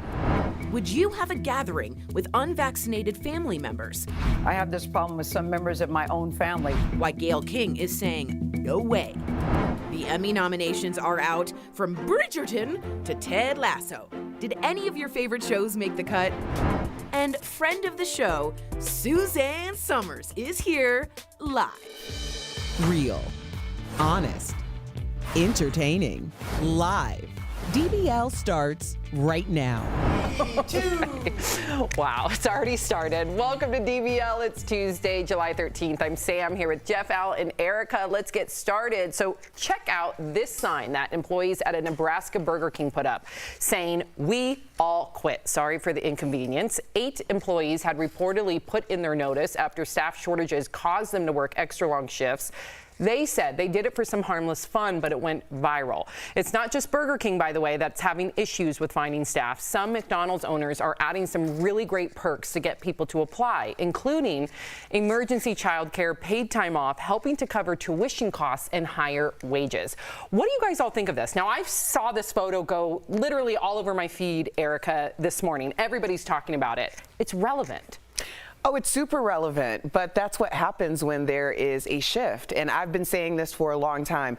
It's not often that an essential worker or someone who is making minimum wage gets the power. Collectively, they have the power. And ultimately, what the incentives are providing are standard living wages. So I keep saying, if you can afford to, if you can do this, hold out, because this might be the catalyst to getting actual livable wages. Yeah, I'm for it too. I think it's just a little bit late, right? I think they should have started this a long time ago. Incentivize people to come into work there. You know, when you start young and you get a work ethic, that translates into the rest of your life. However, I do think a lot of the unemployment checks going out are keeping people from going back to work, whether it be in this industry, whether it be Uber drivers, whatever it is. If you're getting paid for doing nothing, you're going to do nothing and get paid. So I think we got to figure that out too. Yeah, I mean, this is, as Erica was talking, I was pulling up a text that I got from my buddy Joey when he was in Vegas, and he sent this July 5th. He says, "The rumors that Vegas is open is greatly exaggerated." And I say, "Well, why do you say that?" And he says, "There's barely enough staff, barely anything's running. You can see it on the employees' faces. I've been in the service industry a long time. The resorts are struggling just to do the bare minimum. I've stayed at hotels. I haven't seen a maid in my last 3 trips. You're drinking out of paper cups." I mean, this is really affecting the service industry. But like you said, Erica, when you give signing bonuses, like a lot of my friends got out of college going to corporate jobs, people show up. So when you start incentivizing childcare and things to incentivize people to stop getting the checks and get off the couch, they'll come. It's long overdue. That's right. We call them essential workers. They want to be paid like it. Yep. Okay, so you better be vaccinated if you want to be invited to Thanksgiving at Gayle King's house. Here's what she said about it on CBS this morning while talking with Dr. Fauci. Take a look. Dr. Fauci, I don't know how many more times you can say to people, listen, it will save your life. I have this problem with some members of my own family, which I'm now going to ban for Thanksgiving vacation. That's how strongly I'm taking what you're saying. So what do you all think of this idea of banning family and friends who have not gotten their vaccination from events like Thanksgiving and other holidays, or even just like a birthday party, a weekend getaway? Go to dblvote.com to weigh in. Would you, DBL Nation, ban family and friends from your home if they are not vaccinated? Jeff, what would you do? I don't think I would. I'm not put in this particular situation, so I don't know exactly what I would do, but just thinking right now, I just had 8 members of my family come stay with me over the past week. They were all vaccinated, but if they hadn't been... Did you ask? I did ask. I did ask. Well, I kind of knew anyway, but I did ask like my cousins and stuff, and they said yes. I wasn't scared to ask.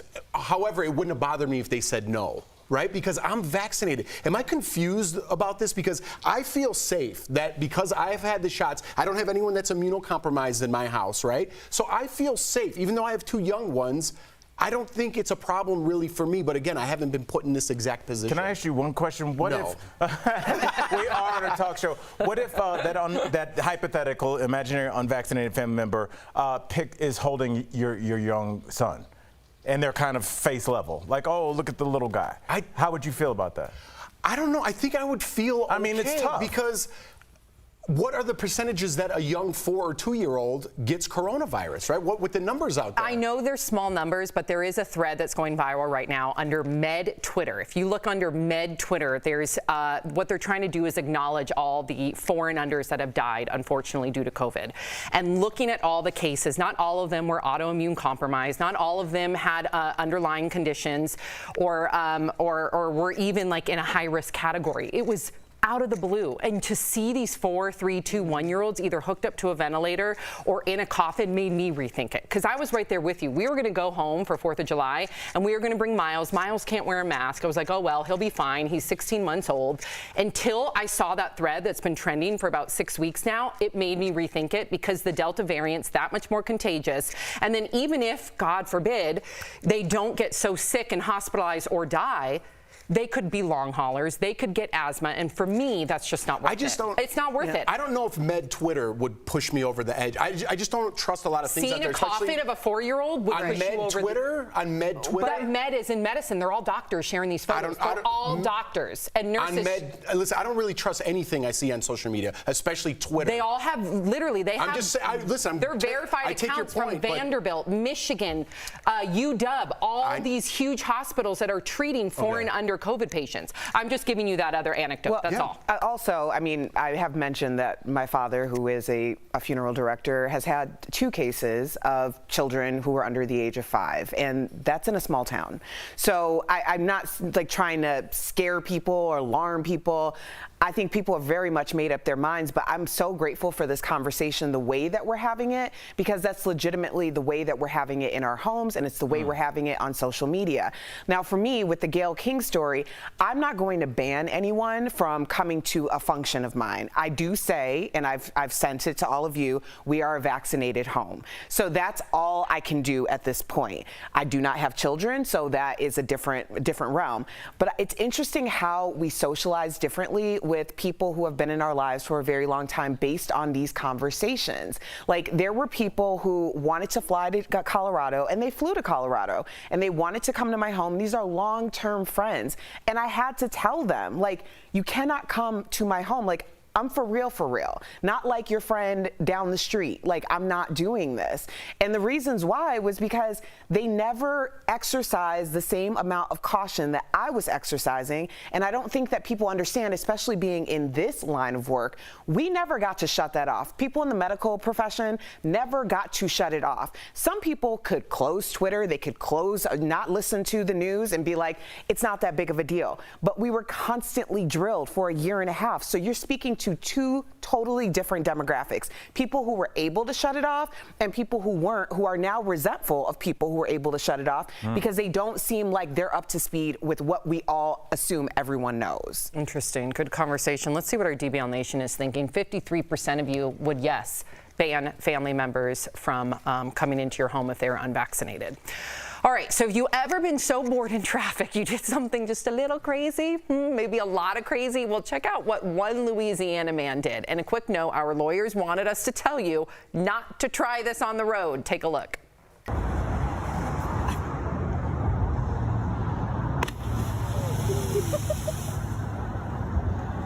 Start swimming. That's really high. And when he hit the water, it sounded like glass. Those were bones. No. I mean, look, I mean, people, I mean, have you ever done a belly flop? Yeah. I mean, it really hurts when you hit the water. That surface tension, I don't want to bore everybody. That's where that pain comes from. That's why divers go in like this to try and break that surface tension. I mean, but this is a bigger thing, Jeff. Do you think he's doing this for attention? Yes. But that? Why are multiple people they're filming recording it if it's not for attention? What if it's just really hot out and you want to have fun? Come on. You could take that one. All right. I don't know. Is this just a bigger thing in our culture? I can't even address that. Justify a response. Hold on. Okay. I'm always... To jump 50 feet off a bridge because you're cold? Or turn your AC on. I didn't say because you're cold. I said because you're hot. Oh, my fault. And look at that water. misquoted the dumbest quote in the world. Oh, my God. Yeah, okay, the water you guys was keep having your filthy. The conversation. water was nasty, okay? It was nasty. It was just, I think it shows like the desperation in this culture to be seen. Yeah. And you're like, I'll do anything for a minute of attention. And it worked because we're talking about it. Well, that's the problem. How many times on this show have we said or we covered somebody, unfortunately, that has fallen off a cliff, that has been trampled by animals? We've seen little kids. Also, people are laughing, but it's true. We've seen people go into zoo enclosures all for attention. So Al has a podcast about it. Yes. You do? Yeah, it's called Dying for Likes. People that are trying to get famous on the internet. Yes. And they end up losing their life. Oh, my gosh. Sorry to end on a bummer note. Yeah. Or it was just hot and he was trying to cool off. I'm Sam, kidding. you are a glasses half full kind of person. I love you. Come on, I'm just trying to throw a curveball here and there. That curveball hit it over the backstop. I was going to say it hit the dirt before it got to the batter. All right, coming up on DBL, Dr. Coley. She is here with the latest information on the Delta variant. And Emmy noms are in. Did your favorite shows from the past year make the cut? Plus, which generation is the worst at tipping? And the answer might surprise you. That's coming up next.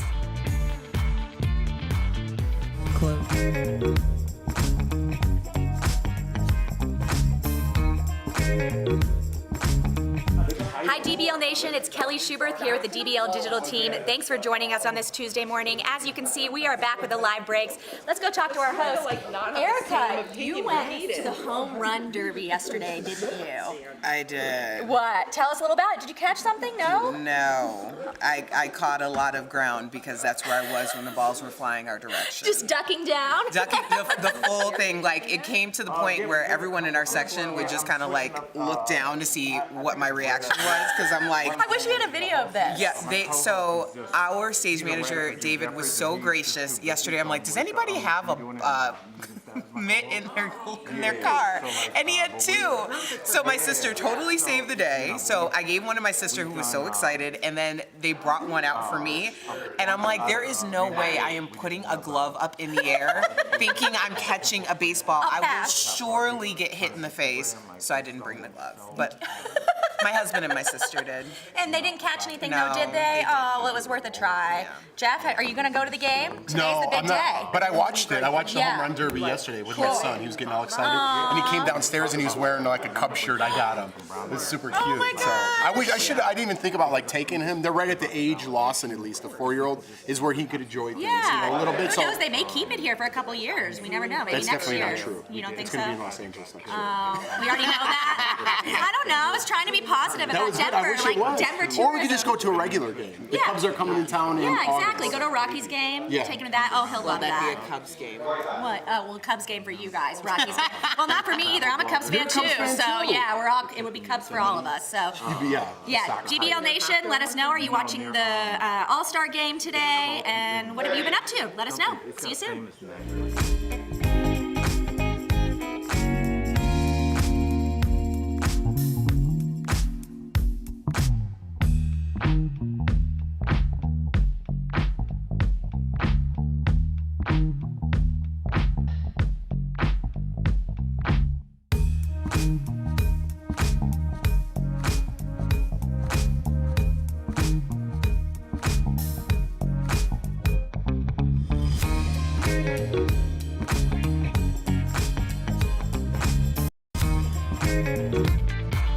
Welcome back to DBL. Which generation is the worst at tipping? There's a new survey out, and before we reveal the results, let's just go around and see if we can guess. What do you think? Which generation? I'm going to say between 35 and 55 are the best tippers. Anything under and over is questionable. Okay, Jeff? I'm going younger generation. Is the worst. Is the worst tippers because I don't, listen, this is going to sound bad, but I I think everyone should serve in the military, and I think everyone should be a waiter, right? And I don't think this generation, I think a lot of things are pushed out of the way for them. Again, not knocking all young people, but I don't think they appreciate what goes into being a server, being in that industry, and how much been it's there, done that. unless Yep. you've done it. Yep. What about you? I think we're talking to 3 or 4 servers, Erica. I don't know if you serve tables, but when you immediately can identify a table. For me, it was young people because they're like, we want to get a dessert with 4 spoons. I'm like, oh, my tip's going to be 4 cents. And then it's older, and I don't know if we have the tweet the text that between me and my buddy. I don't know if we can pull that up, but one of my friends sent me a text a couple years ago, and it just says, my pops just left a tip like it was 1950. And I said, I'm still laughing. Where were you guys? And we were in Vegas. He was at the casino buffet. And then I said, my mom's boyfriend tried to leave a 5 on a $90 tip. So when you're older, a lot of times you don't realize that inflation has occurred. Yes, I'm with you. It's either the older generation, and I'm with you too with the younger generation, unfortunately. But let's see if we're right. So according to a new creditcard.com survey, there are 2 generations that tie for worst tippers, both millennials and Gen Zers. What? So we are all wrong. That's everyone ages 18 through 40. So do you feel like you're a good tipper? What are your tipping rules? First of all, that blows my mind. I'm right, because how 11-year-olds aren't going out to steak dinners. No, 18 to 40. That's what I'm saying. Younger. Well, 11? Yeah, but you don't pick up the tab when you're 12. Jeff, your thing, and I want to discuss this. Are you guys, do you tip when you pick up? When you pick your food up? I do tip when I pick up, yes. He doesn't. No, I do now because of the pandemic. Right. I feel bad for people, so I do tip extra, and I do give them money. When we go back to normal, however, you will not be getting a tip if I'm picking up a pizza and you didn't do anything but hand me my credit card statement. You want 20% for handing me a box? Even like you know what Jeff hates? No. You know what Jeff hates? Jeff hates this move. Here you go, man. No, this is it. When I'm standing there, and this is what goes through my head. When you flip that over and it says 20, and there's a 50% button. I want to smash that thing in half and pay for your whole system. It is the most passive-aggressive thing that's been introduced into the consumer because they turn it around. Yes, they turn it around, and you have to turn. What are you going to turn around 0 and put it in their face? Albert, listen. How many times did all of us? Now, first, yes, if you're just handing over a receipt, that's different. But they expect it. They're like, that's not true. 90% of the time that somebody just hands me a receipt, they exit out the tipping box. They exit it out. That's never happened to me. I've never seen that. Exit it out. Now, they how do many it, times have and it starts at 20. It starts at the only button is 20. I know, so like and it says 50 you're getting 20 right off the rip, and I'm not going to give you 0 because you have to personally type in 0, and that is like that's really bad. How many times have we worked in the service industry where we got no tips? Oh man. Maybe they were sick and tired of it. Maybe people that literally you can spend 10 minutes making a cup of coffee and then people give you nothing. Maybe they give you some change. That's not right. But is so a good. barista, I'm glad they do this. Does a barista should they get the same 20% that a waiter does? No, because a waiter is coming back. Yes, and it's 20% on the total. Yeah, the total. So if you're drinking a $2.50 coffee, where you're saying you getting can't coffee give them from, 20%? Erica? These coffees are no. $10. You can give a barista a tip. What I'm saying is you're going to tip 20% to someone who hands you a pizza box, as opposed to the pizza person who comes to your house and drives all the way over there. Maybe they all pool. No, they don't pool. You don't give them money.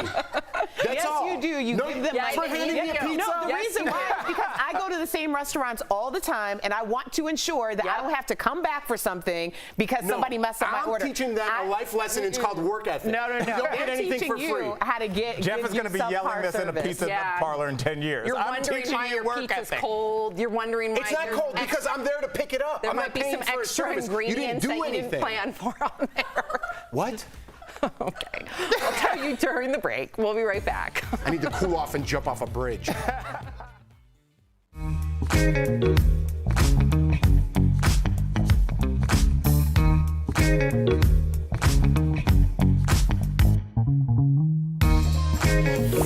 It seems like the finish line for the coronavirus pandemic is in sight, but scientists warned 5 large clusters of unvaccinated people in the U.S. could push that finish line further back. Let's connect the dots. Researchers at Georgetown University tracking COVID vaccination rates identified 5 clusters of unvaccinated people that could pose a problem. Those clusters include residents in Texas, Louisiana, Arkansas, Oklahoma, and Missouri. Most include rural areas, but also some smaller cities. In all, more than 15 million people live in those clusters, and less than 30% are fully vaccinated. The U.S. COVID-19 Vaccination Tracking Project says the fact that these are clusters is a problem. We don't interact with other people at random. Instead, we socialize with people that live near us, meaning unvaccinated people in those areas have a greater chance of interacting with other unvaccinated people, allowing COVID to spread. So why do those clusters matter, especially if you're already vaccinated? Scientists warn these areas could be the next breeding ground for a COVID-19 variant. The Delta variant is already much more contagious than the original COVID-19, and vaccines appear to be less effective against it. The next variant could be worse. Experts warn the longer COVID spreads, the more opportunity it has to mutate. Connecting the dots.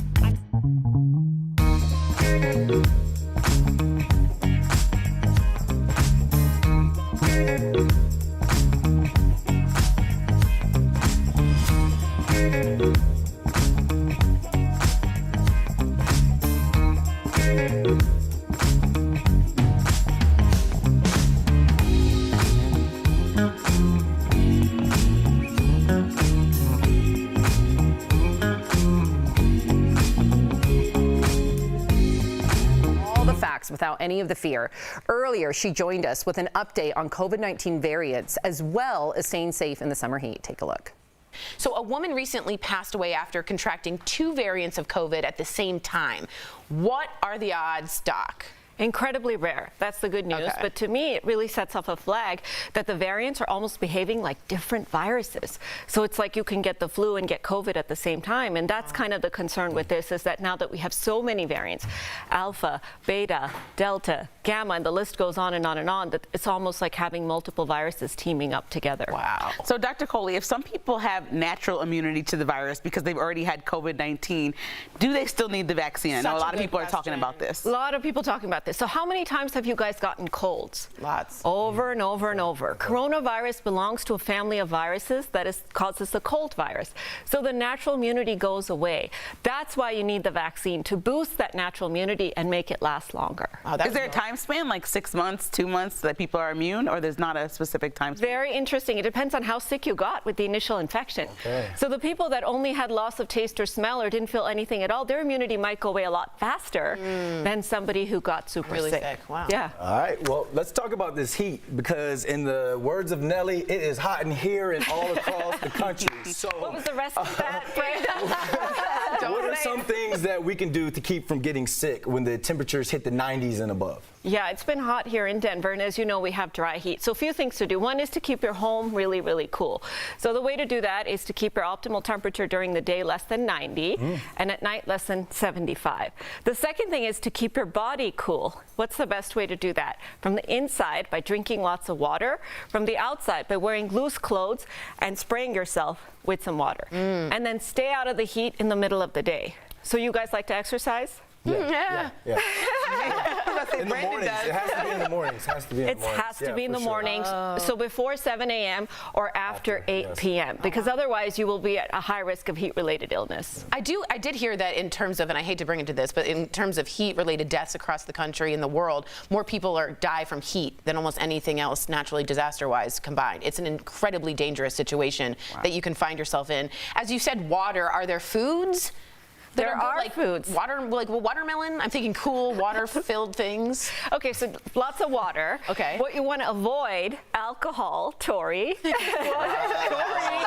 call her out. Call her out. Enough. For me, caffeine, because all of those types of foods, high sugary drinks, protein-rich meals, because they're really hard to digest, so our body gets busy digesting rather than cooling us off. And all of these things make you actually urinate more, so they end up dehydrating you when you're out in the heat, which can already happen. So light meals, refreshing meals, maybe some fish, I'm feeling. You just making natural. Anything with water. Say that. You just want to say I'm trying to picture not too heavy protein meal, that an example of a good meal. Just go on an all-water diet. That's it. Oh, okay. So salads, but let me be clear about the water too, because you're losing sweat and you're replacing it with water. So you kind of want to drink more electrolyte-rich solutions like coconut water, not those sugary drinks like Gatorade. Pedialyte as well, right? That's right. And you be extra careful, Lindsay, because pregnant women are even more susceptible to heat-related illness. Oh man, I'm staying in the AC with my water, with my coconut water. That's right. And your Crocs. And your Crocs. You should check them out. They're amazing. We'll get them in the end of the show. She's bedazzled her Crocs, guys, with Chanel. It's amazing. Thank you so much, Dr. Coley. Promotional consideration is brought to you by %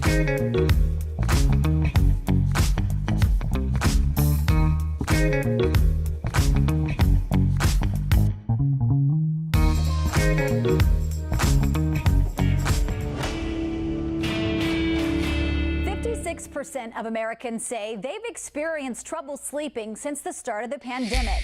You asked, do melatonin supplements work? So let's verify. Our sources are the American Academy of Sleep Medicine and Dr. Nancy Behrens, a sleep physician and director of Novant Health Sleep Services. For some people, melatonin does work.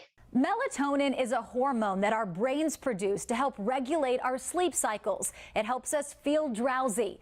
A 2013 analysis found that on average, people with insomnia fell asleep about 7 minutes faster with melatonin than with a placebo. So who's a good candidate for melatonin? People who are having trouble sleeping, some older people their own brains do not make as much melatonin as they need. People who are doing shift work might find that taking melatonin helps.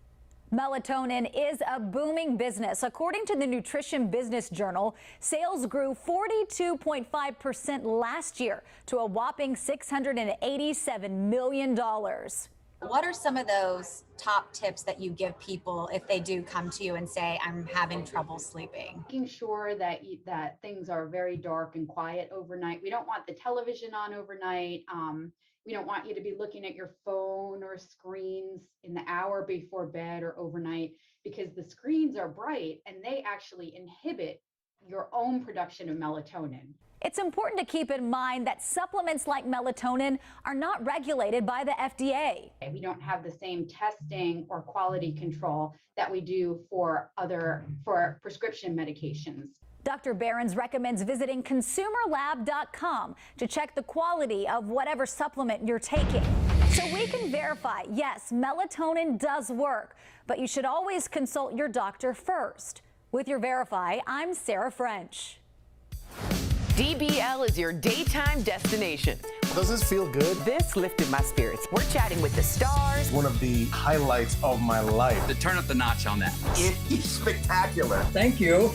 And talking about what everyone is talking about. I want to set the record straight. I feel like I'm going to offend somebody here. I'm in so much trouble. This is nonsense. Al's not lying. What? Yes! Yes! DBL is all new every day.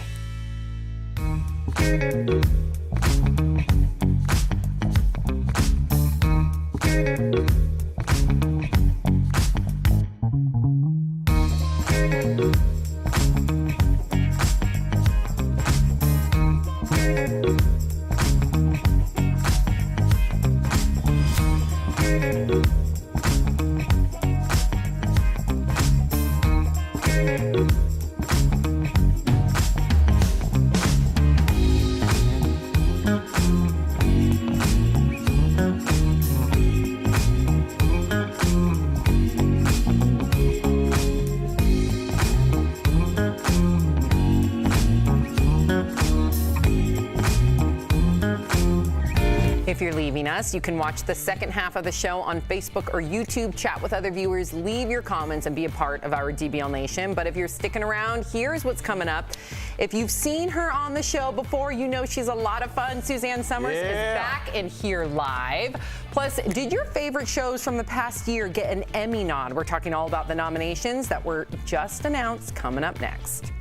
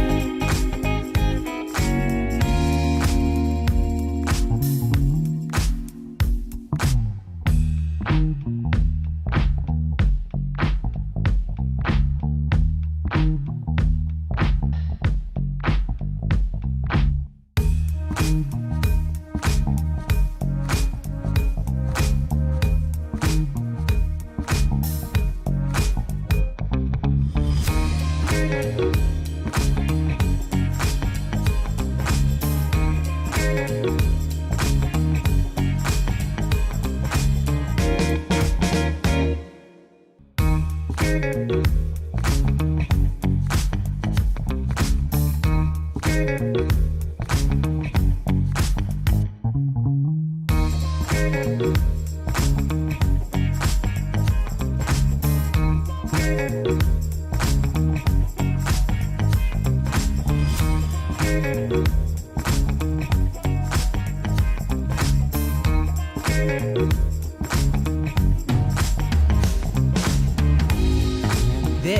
is Daily Blast Live. We're talking about what you're talking about. Real, honest, entertaining, live. DBL starts right now. Welcome to DBL. I'm Sam here with Jeff, Al, and Erica. Let's get started, shall we? So the Emmy noms are out. They were revealed earlier today, and unlike last year, the show will feature a live audience. Comedian Cedric the Entertainer announced on Instagram that he's hosting the show this year. Now, as for the big nominees, The Crown picked up 24 nominations. It tied with the Star Wars-inspired show, The Mandalorian. Fan favorite Ted Lasso picked up 20 noms, including Best Actor in a Comedy for star Jason Sudeikis. The Queen's Gambit, ooh, my favorite, scored 18 nominations, including one for lead actress Anya Taylor-Joy. Pose came out with 3 nominations, including one for each of the leads, Billy Porter and MJ Rodriguez, who made history, becoming the first trans woman nominated in a lead acting category. And after being shut out from other award shows, HBO's I May Destroy You picked up 3 noms, including one for lead actress Michaela Cole. And Regé-Jean Page scored his first Emmy nomination for Bridgerton. Wow. Okay, now a lot of people are saying, what happened to Mayor of Easttown, right? Like, why is not Kate Winslet nominated? Yeah. We've talked on this show, we feel inundated with award shows. Yeah. Do you think this one's going to be different for some reason or no? Well, Mayor of Easttown picked up 16 nominations. Oh, they did? Yes, they did. Okay. So did I want to put that Kate out Winslet? there. I don't believe she did. We'll check on it, but I don't know if she did or didn't. Someone let me know, because They did pick up 16 nominations. I saw a lot of people talking about Kate Winslet, so please let me know if she got nominated or not. Do you want to see another award show or no? Emmys is the big one, right? So Emmys for television is the big one. The Oscars, obviously, for movies. Those are good. The ones that trickle down and they're way down here, and it's like this movie award and that movie award, I could do without. But if you want to keep the big ones, this is the big one. This is what everybody wants. The other ones, not so much. No. I'm just excited about Pose and I May Destroy You. You know, a lot of people went back and forth, especially when we talked about I May Destroy You being grossly overlooked in past award shows. And people get so upset about there being an outcry. But the outcry is how you show that you have a very steady fan base that appreciates this artistry. MJ Rodriguez, yes, yes, yes. Pose is a must-watch. I May Destroy You is a must-watch. I highly recommend them both. I know y'all looking for something to watch, so get at it. Yeah. Now, what people were talking about Kate Winslet, because just to clarify, she was nominated, but people believe Michaela Cole is going to take that nomination from her, if they're even in the same category. So maybe that's where I saw lead actress. Yes. Yes. Are you into this? I feel like you're, yeah. I I got into Mayor of Easttown because of Jeff. I got into Pose because of Jeray, our makeup artist. And, you know, and I think about I May Destroy You. That was one of the first things I watched during the pandemic. And all these shows, I think, are so popular because no matter, the people look different, the backgrounds look different, the accents are different, but they're all people that are lost. And they're kind of people that are looked at as outcasts in society. They don't have traditional jobs, traditional relationships, but everybody identifies with them because I feel like everybody feels like Mayor sometimes, just defeated in the town that's dying. You know, and I think these shows are doing such a good job. That's why I am glad that there are award shows, because these shows have not only like given us something to watch, but something to talk about with our loved ones on the couch afterwards. Like, what'd you think about that? We're way more invested in TV nowadays because the content is so good, or because the representation is there. So me, for one, I can't wait to see like Anya Taylor-Joy, if I'm saying her name correctly, from Queen's Gambit. I can't wait to like get in and see exactly like what Kate Winslet has to say. Like, we are invested now more than ever, whether it's because of the pandemic, whether it's because we felt like that content wasn't as creative as it is today. But yeah, I can't wait. Let me ask you a quick question. Do you care what they have to say, or do you just want to see your favorite show win? Both. Really? I do care what they have to say. Yeah. Especially based on the content. I mean, this is a moment. You're talking about art imitating reality. I May Destroy You. If Michaela Cole wins, and she could very well win, I want to hear what she has to say, because the entire premise of that show is sexual assault based on a woman being drugged and then assaulted. In this moment, I need to hear what she has to say. Interesting. That was a All good right. point. That was a good point made. So Jeff walked it back. Yeah, I walked it back. No, I just don't want to hear people's political views after they win an award for my favorite show. That's important. Got it. To separate. All right. So it looks like Khloe Kardashian has found herself in a little bit of a love triangle with her exes. So Khloe's former flames, Lamar Odom and Tristan Thompson, are engaged in a war of comments on her Instagram. And tuxedos, apparently. It's all over this photo that Khloe posted in a bikini under a shower. First, Lamar commented with a quote, hottie, and a bunch of heart and flame emojis. Then Tristan chimed in with a couple of hearts and thirsty emojis. But he also added a comment to Lamar specifically saying, quote, God brought you back the first time. Play if you want different results. Wow. So Tristan was referring to Lamar's near-death overdose at a brothel in Vegas back in 2015, if you can remember. Lamar and Khloe had recently separated at the time. Erica, you put your head down. Was that purposeful? Where was this energy when you were at the Bunny Ranch, Lamar? Where was this energy when you were in the room with 3 girls a few weeks ago, Tristan? Where was this energy? And the fighting? They're fighting now? Really? That's hilarious. What do you guys make of this? I look at this as two guys that are really just trying to claim ownership. But I don't know, because they both had a chance to be with this woman. Multiple times. And when they had that opportunity, they completely, by their own fruition, dropped it. So it seems like it's more about them and more of an alpha male. Yes. Stay away from my woman, even sure. if she's not my woman. Like, what do you see? I totally agree with you. What I did learn from this is that thirsty, I thought, was an insult.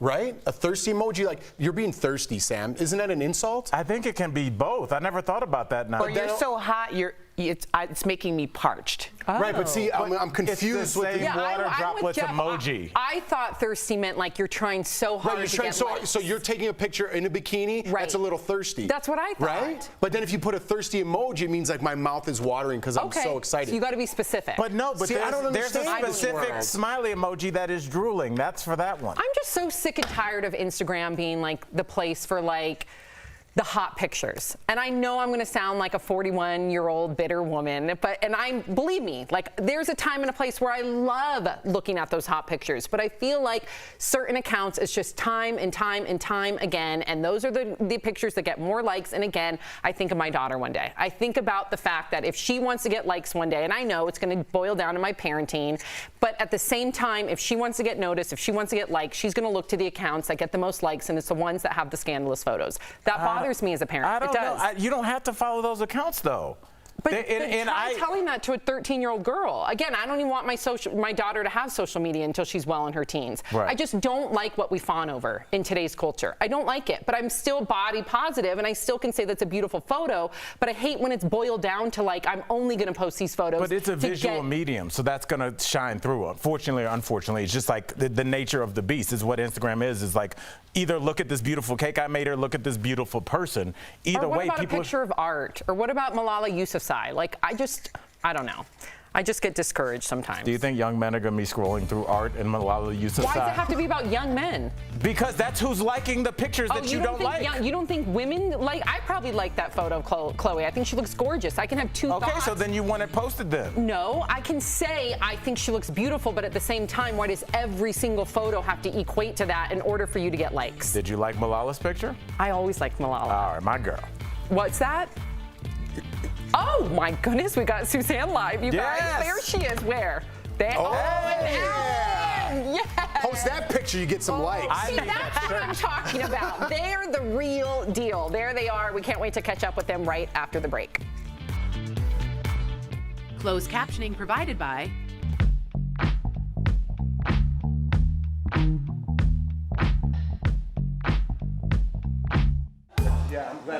Hi everyone, it's Kelly Schubert here with the DBL Digital team. Thank you so much for joining us on this Tuesday afternoon. We are so happy you're here with us.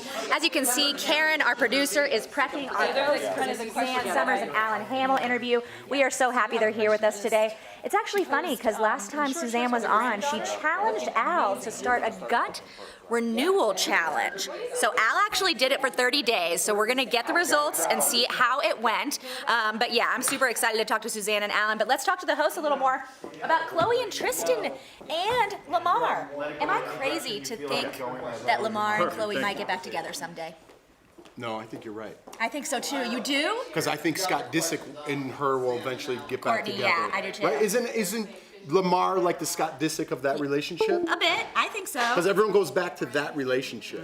No? They were broken up when he went to the bunny ranch. We have to keep that in mind. It's not like he cheated. It's not like he cheated. know that. I They thought were they were- separate. Well, they were still married, but they were separated at the time. So I that did does not know change that. things a little bit, right? But don't you think Tristan too has to accept that Lamar was that part of her life? 100%. Well, she was actually married to Lamar. She never got married to Tristan. Exactly. They just have a child together, which obviously is a big part of why she's still talking to him. But I think they could get back together. I see Kelly, it. why do you think that they haven't, like, Coming no up one's put a the ring show, on it again? Suzanne Summers. Like, You it mean seems- Tristan or Lamar? Both. Well, Like, Lamar was actually Alan's engaged to making somebody tune else, right and they now. just I saw ended that. their engagement.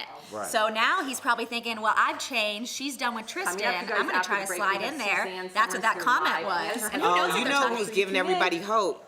Ben and Jen. Yes, that's what Brandon said on the show. did say That's that. exactly what he said. I was like, I don't know where Brandon's going to go with this, but that's exactly what he said. So, it kind of makes sense. I think they could get back together. Well, I love that show, the Chloe and Lamar show. They were in love. They were in love. They had their own show? Yeah, it was so good, you guys. DBL Nation, we want to know what you think about this. The Khloe Kardashian love triangle. And hey, make sure you stay tuned for Suzanne Summers and Alan Hamill. They're coming up next. We'll see you then.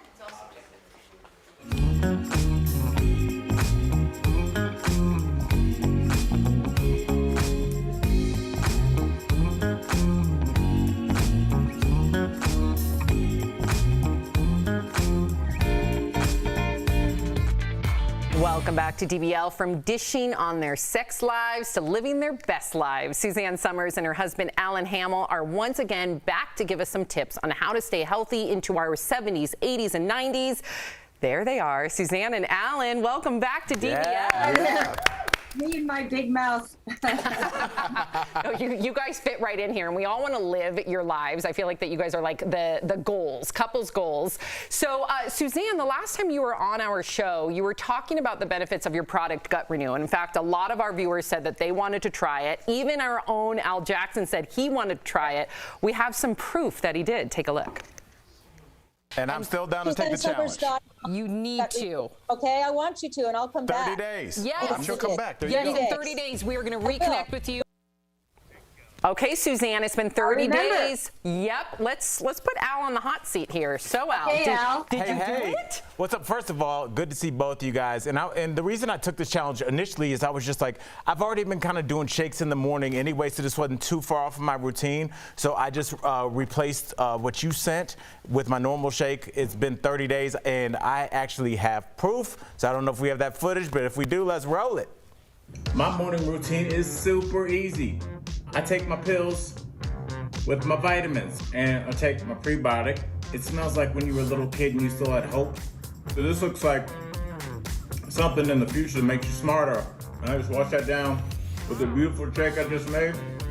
Delicious. Do I have a mustache? Ladies, 2 weeks still going. I still add my kale. I kind of like it, and I feel good because I got my greens out of the way. Double duty. All right, y'all, last one, not forever, but for this segment. So to celebrate, I added like some chia seeds to it too. That's what we call a 44-year-old's birthday. Delicious. Suzanne, I couldn't have done it without you, girl.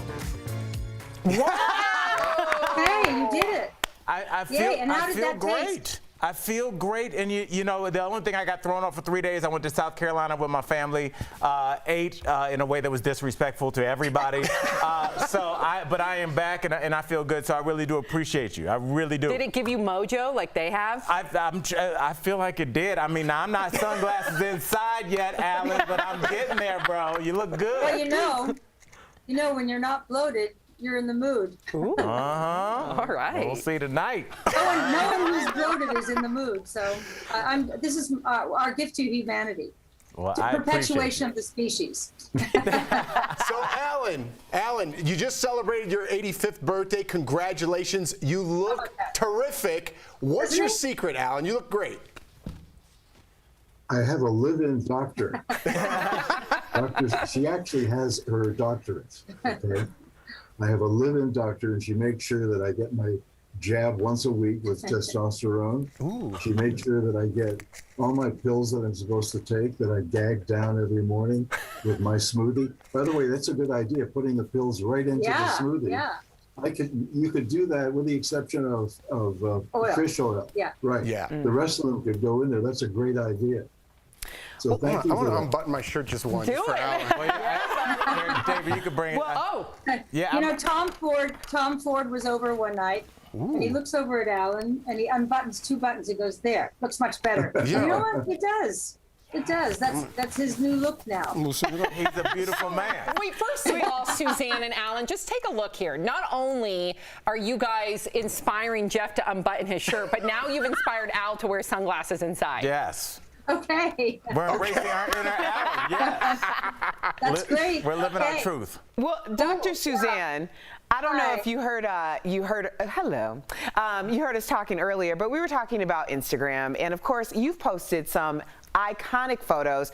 Recently, you were wearing some Chrissy Snow short shorts with your granddaughter. So what do you say to the haters? Because I know people come for you because, you're the queen and everybody comes for the queen. Look how good she looks. How do you feel when people say that you're too old to wear short shorts? Yeah, I want to say, shut up. They're just jealous, Suzanne.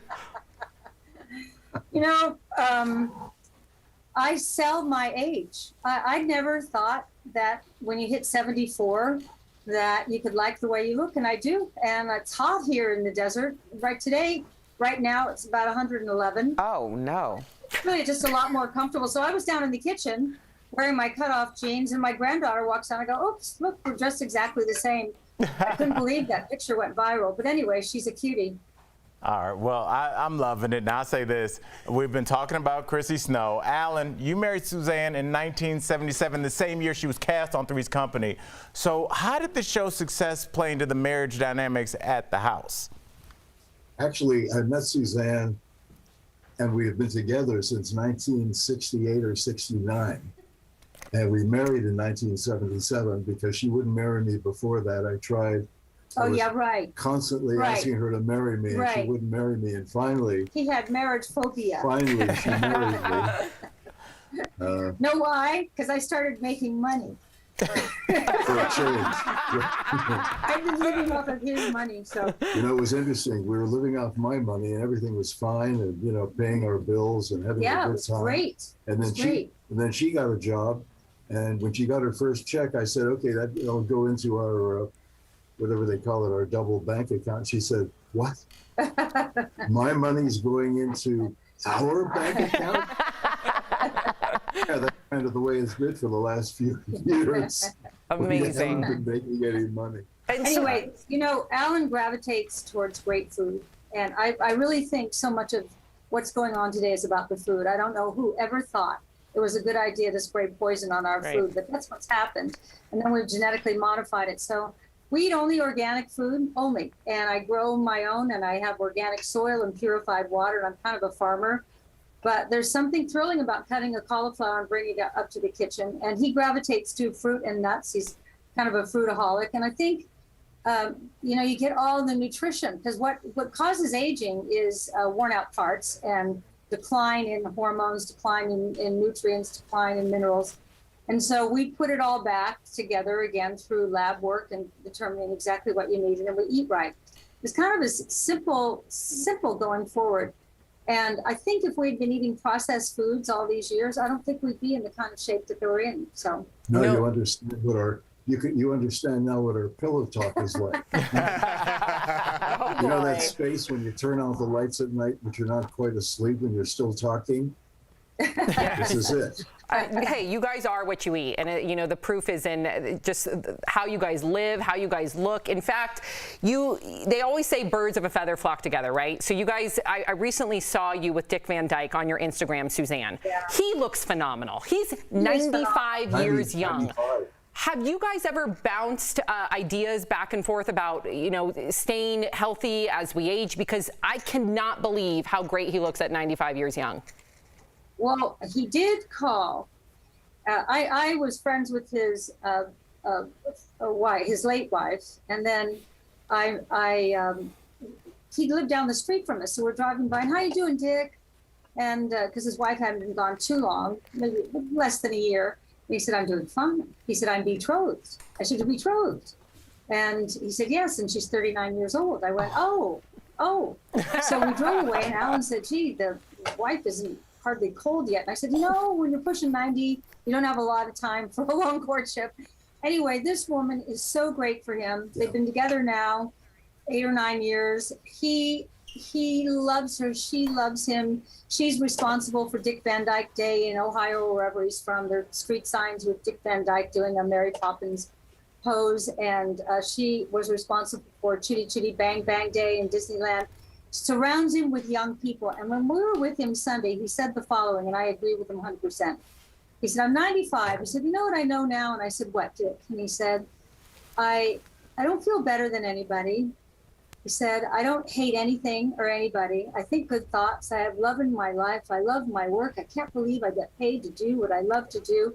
He said, all I want is more. And I said, you'll have it. Oh, that's amazing. We're out of time. What a great quote to leave on. Before we say goodbye, though, let's remind our viewers one more time about Gut Renew health supplements, tried and tested, not only by Suzanne, but by Al. I'm living proof. Learn more about the 30-day challenge at SuzanneSummers.com. Thank you both so much for being here again. We really do adore you guys. And congratulations, Al. Yeah. Here's to a flat gut forever. That's right. Thank you. We'll be right back. Bye, guys. We all know that.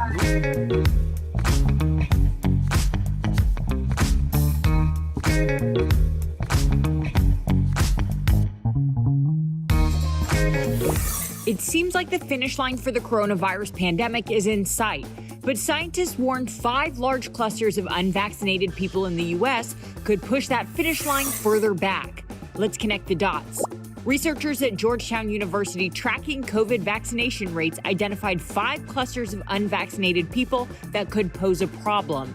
Those clusters include residents in Texas, Louisiana, Arkansas, Oklahoma, and Missouri. Most include rural areas, but also some smaller cities. In all, more than 15 million people live in those clusters, and less than 30% are fully vaccinated.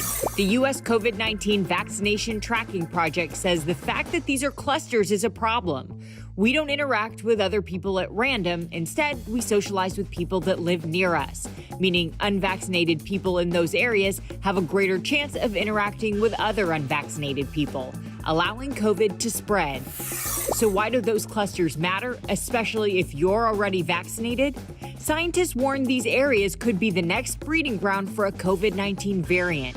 The Delta variant is already much more contagious than the original COVID-19, and vaccines appear to be less effective against it. The next variant could be worse. Experts warn the longer COVID spreads, the more opportunity it has to mutate. Connecting the dots.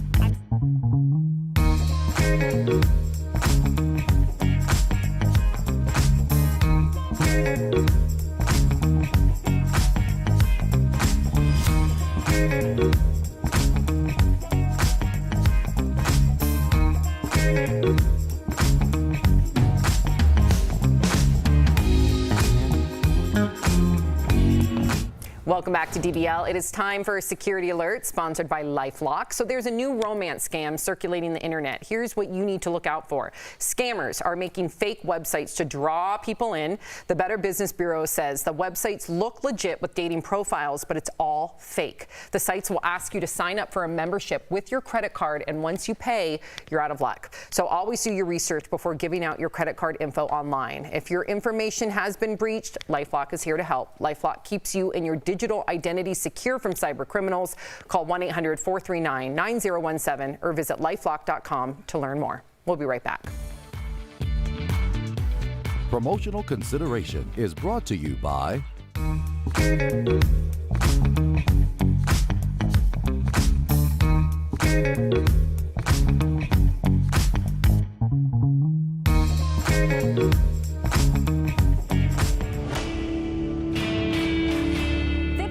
% of Americans say they've experienced trouble sleeping since the start of the pandemic. You asked, do melatonin supplements work? So let's verify. Our sources are the American Academy of Sleep Medicine and Dr. Nancy Behrens, a sleep physician and director of Novant Health Sleep Services. For some people, melatonin does work. Melatonin is a hormone that our brains produce to help regulate our sleep cycles. It helps us feel drowsy. A 2013 analysis found that on average, people with insomnia fell asleep about 7 minutes faster with melatonin than with a placebo. So who's a good candidate for melatonin? People who are having trouble sleeping, some older people their own brains do not make as much melatonin as they need. People who are doing shift work might find that taking melatonin helps. Melatonin is a booming business. According to the Nutrition Business Journal, sales grew 42.5% last year to a whopping $687 million. What are some of those top tips that you give people if they do come to you and say, I'm having trouble sleeping? Making sure that things are very dark and quiet overnight. We don't want the television on overnight. We don't want you to be looking at your phone or screens in the hour before bed or overnight, because the screens are bright and they actually inhibit your own production of melatonin. It's important to keep in mind that supplements like melatonin are not regulated by the FDA. We don't have the same testing or quality control that we do for prescription medications. Dr. Behrens recommends visiting consumerlab.com to check the quality of whatever supplement you're taking. So we can verify, yes, melatonin does work, but you should always consult your doctor first. With your Verify, I'm Sarah French. DBL is your daytime destination. Does this feel good? This lifted my spirits. We're chatting with the stars. One of the highlights of my life. To turn up the notch on that. It is spectacular. Thank you. And talking about what everyone is talking about. I want to set the record straight. I feel like I'm going to offend somebody here. I'm in so much trouble. This is nonsense. Al's not lying. What? Yes! Yes! DBL is all new every day.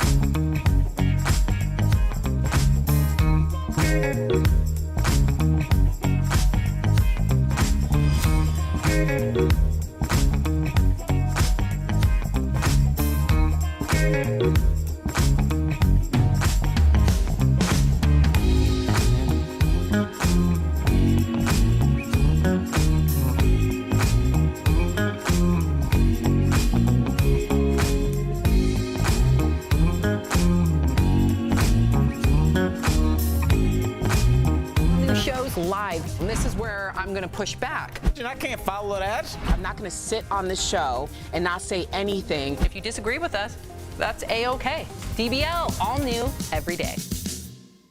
All right.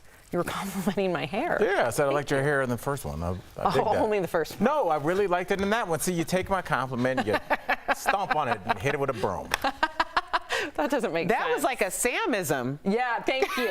You take my there's no saying stomp for on that. it, hit it with a broom. Make sure you guys watch us. DBL every day. We'll see you tomorrow, same time, same place. Bye, guys.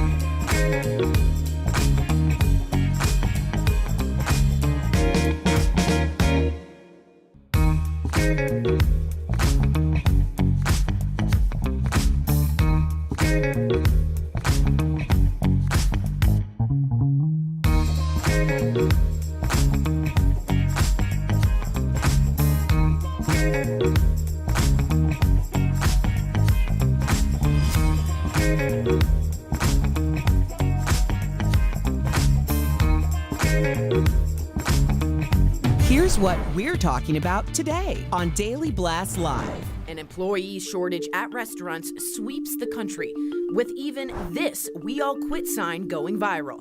The crazy perks places are offering to try and get new hires. Would you have a gathering with unvaccinated family members? I have this problem with some members of my own family. Why Gayle King is saying no way. The Emmy nominations are out, from Bridgerton to Ted Lasso. Did any of your favorite shows make the cut? And friend of the show, Suzanne Summers, is here live. Real, honest, entertaining, live. DBL starts right now.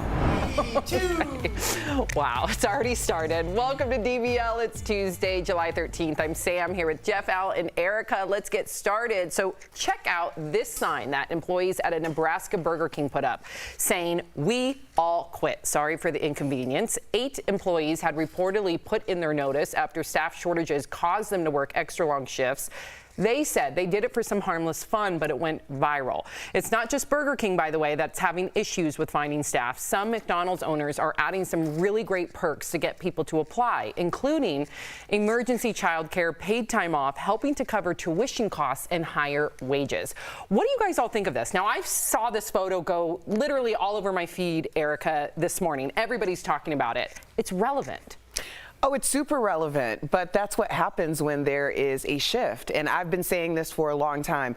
It's not often that an essential worker or someone who is making minimum wage gets the power. Collectively, they have the power. And ultimately, what the incentives are providing are standard living wages. So I keep saying, if you can afford to, if you can do this, hold out, because this might be the catalyst to getting actual livable wages.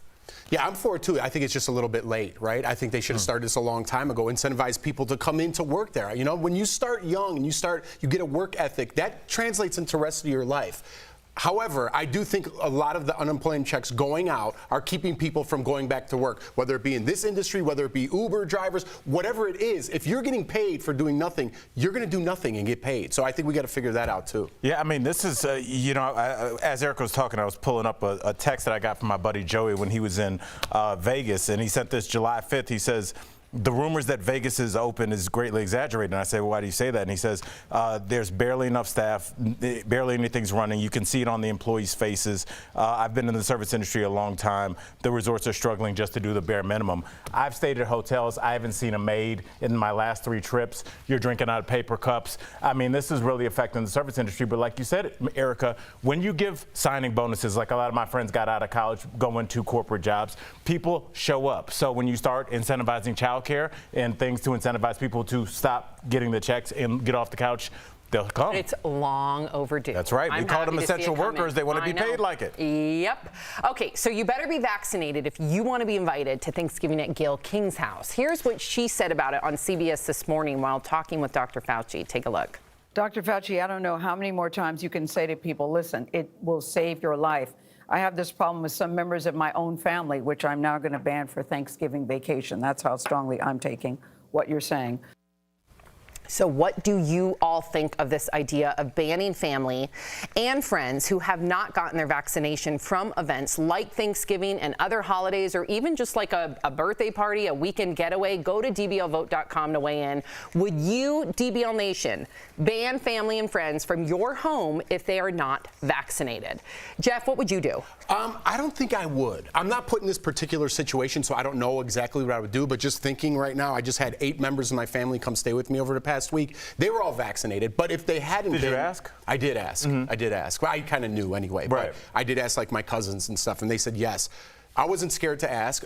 However, it wouldn't have bothered me if they said no. Right? Because I'm vaccinated. Am I confused about this? Because I feel safe that because I've had the shots, I don't have anyone that's immunocompromised in my house, right? So I feel safe. Even though I have 2 young ones, I don't think it's a problem really for me. But again, I haven't been put in this exact position. Can I ask you one question? What if we are on a talk show?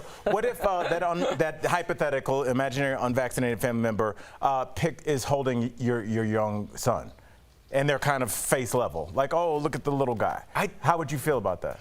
I don't know. I think I would feel I mean, it's tough. Because what are the percentages that a young 4 or 2-year-old gets coronavirus, right? What with the numbers out there? I know there's small numbers, but there is a thread that's going viral right now under Med Twitter. If you look under Med Twitter, there's what they're trying to do is acknowledge all the 4 and unders that have died, unfortunately, due to COVID. And looking at all the cases, not all of them were autoimmune compromised, not all of them had underlying conditions or were even like in a high-risk category. It was out of the blue. And to see these 4, 3, 2, 1-year-olds either hooked up to a ventilator or in a coffin made me rethink it. Because I was right there with you. We were going to go home for 4th of July and we were going to bring Miles. Miles can't wear a mask. I was like, oh, well, he'll be fine. He's 16 months old. Until I saw that thread that's been trending for about 6 weeks now, it made me rethink it because the Delta variant's that much more contagious. And then even if, God forbid, they don't get so sick and hospitalized or die, they could be long haulers. They could get asthma. And for me, that's just not worth it. It's not worth it. I don't know if Med Twitter would push me over the edge. I just don't trust a lot of things out there. Seeing a coffin of a 4-year-old would push you over on Med Twitter? But Med is in medicine. They're all doctors sharing these photos. They're all doctors and nurses. Listen, I don't really trust anything I see on social media, especially Twitter. They all have, literally, they have. I'm just saying, listen, they're verified accounts from Vanderbilt, Michigan, UW, all these huge hospitals that are treating 4 and under COVID patients. I'm just giving you that other anecdote. That's all. Also, I mean, I have mentioned that my father, who is a funeral director, has had 2 cases of children who were under the age of 5, and that's in a small town. So I'm not like trying to scare people or alarm people. I think people have very much made up their minds, but I'm so grateful for this conversation, the way that we're having it, because that's legitimately the way that we're having it in our homes, and it's the way we're having it on social media. Now, for me, with the Gayle King story, I'm not going to ban anyone from coming to a function of mine. I do say, and I've sent it to all of you, we are a vaccinated home. So that's all I can do at this point. I do not have children, so that is a different realm. But it's interesting how we socialize differently with people who have been in our lives for a very long time based on these conversations. Like, there were people who wanted to fly to Colorado, and they flew to Colorado, and they wanted to come to my home. These are long-term friends. And I had to tell them, like, you cannot come to my home. Like, I'm for real. Not like your friend down the street. Like, I'm not doing this. And the reasons why was because they never exercised the same amount of caution that I was exercising. And I don't think that people understand, especially being in this line of work, we never got to shut that off. People in the medical profession never got to shut it off. Some people could close Twitter, they could not listen to the news and be like, it's not that big of a deal. But we were constantly drilled for a year and a half. So you're speaking to 2 totally different demographics. People who were able to shut it off and people who weren't, who are now resentful of people who were able to shut it off because they don't seem like they're up to speed with what we all assume everyone knows. Interesting. Good conversation. Let's see what our DBL Nation is thinking. 53% of you would, yes, ban family members from coming into your home if they're unvaccinated. All right, so have you ever been so bored in traffic you did something just a little crazy, maybe a lot of crazy? Well, check out what one Louisiana man did. And a quick note, our lawyers wanted us to tell you not to try this on the road. Take a look.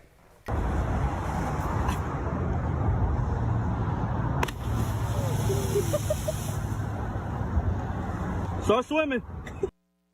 That's really high. And when he hit the water, it sounded like glass. Those were bones. No. I mean, look, I mean, like people, I mean, have you ever done a belly flop? Yeah. I mean, it really hurts when you hit the water. That surface tension, I don't want to bore everybody. That's where that pain comes from. That's why divers go in like this to try and break that surface tension. I mean, but this is a bigger thing, Jeff. Do you think he's doing this for attention? Yes. But that? Why are multiple people they're filming recording it if it's not for attention? What if it's just really hot out and you want to have fun? Come on. You could take that one. All right.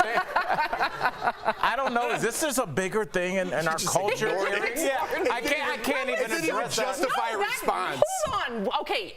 I'm always... To jump 50 feet off a bridge because you're cold? Or turn your AC on. I didn't say because you're cold. I said because you're hot. Oh, my fault. And look at that misquoted the dumbest quote in the world. Oh, my God. Yeah, okay, the water you guys was keep having your filthy. conversation. The water was nasty, okay? It was nasty. It was just, I think it shows like just the desperation in this culture to be seen. And you're like, I'll do anything for a minute of attention. And it worked because we're talking about it. Well, that's the problem. How many times on this show have we said or we covered somebody, unfortunately, that has fallen off a cliff, that has been trampled by animals? We've seen little kids. Also, people are laughing, but it's true. We've seen people go into zoo enclosures all for attention. So Al has a podcast about it. Yes. You do? Yeah, it's called Dying for Likes. People that are trying to get famous on the internet. Yes. And they end up losing their life. Oh my gosh. Sorry to end on a bummer note. Yeah. Or it was just hot and he was trying to cool off. I'm Sam, kidding. you are a glasses half full kind of person. I love you. Come on, I'm just trying to throw a curveball here and there. That curveball hit it over the backstop. I was going to say it hit the dirt before it got to the batter. All right, coming up on DBL, Dr. Coley. She is here with the latest information on the Delta variant. And Emmy noms are in. Did your favorite shows from the past year make the cut? Plus, which generation is the worst at tipping? And the answer might surprise you. That's coming up next. Closed captioning provided by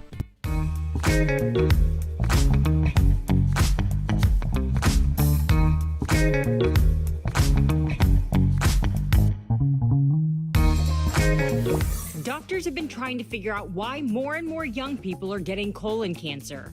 Now, new research suggests a link to sugary drinks. Let's connect the dots. The death of Black Panther star Chadwick Boseman at the age of 43 brought home to many a disturbing trend doctors have been warning about. Colon cancer rates are increasing in adults younger than 50.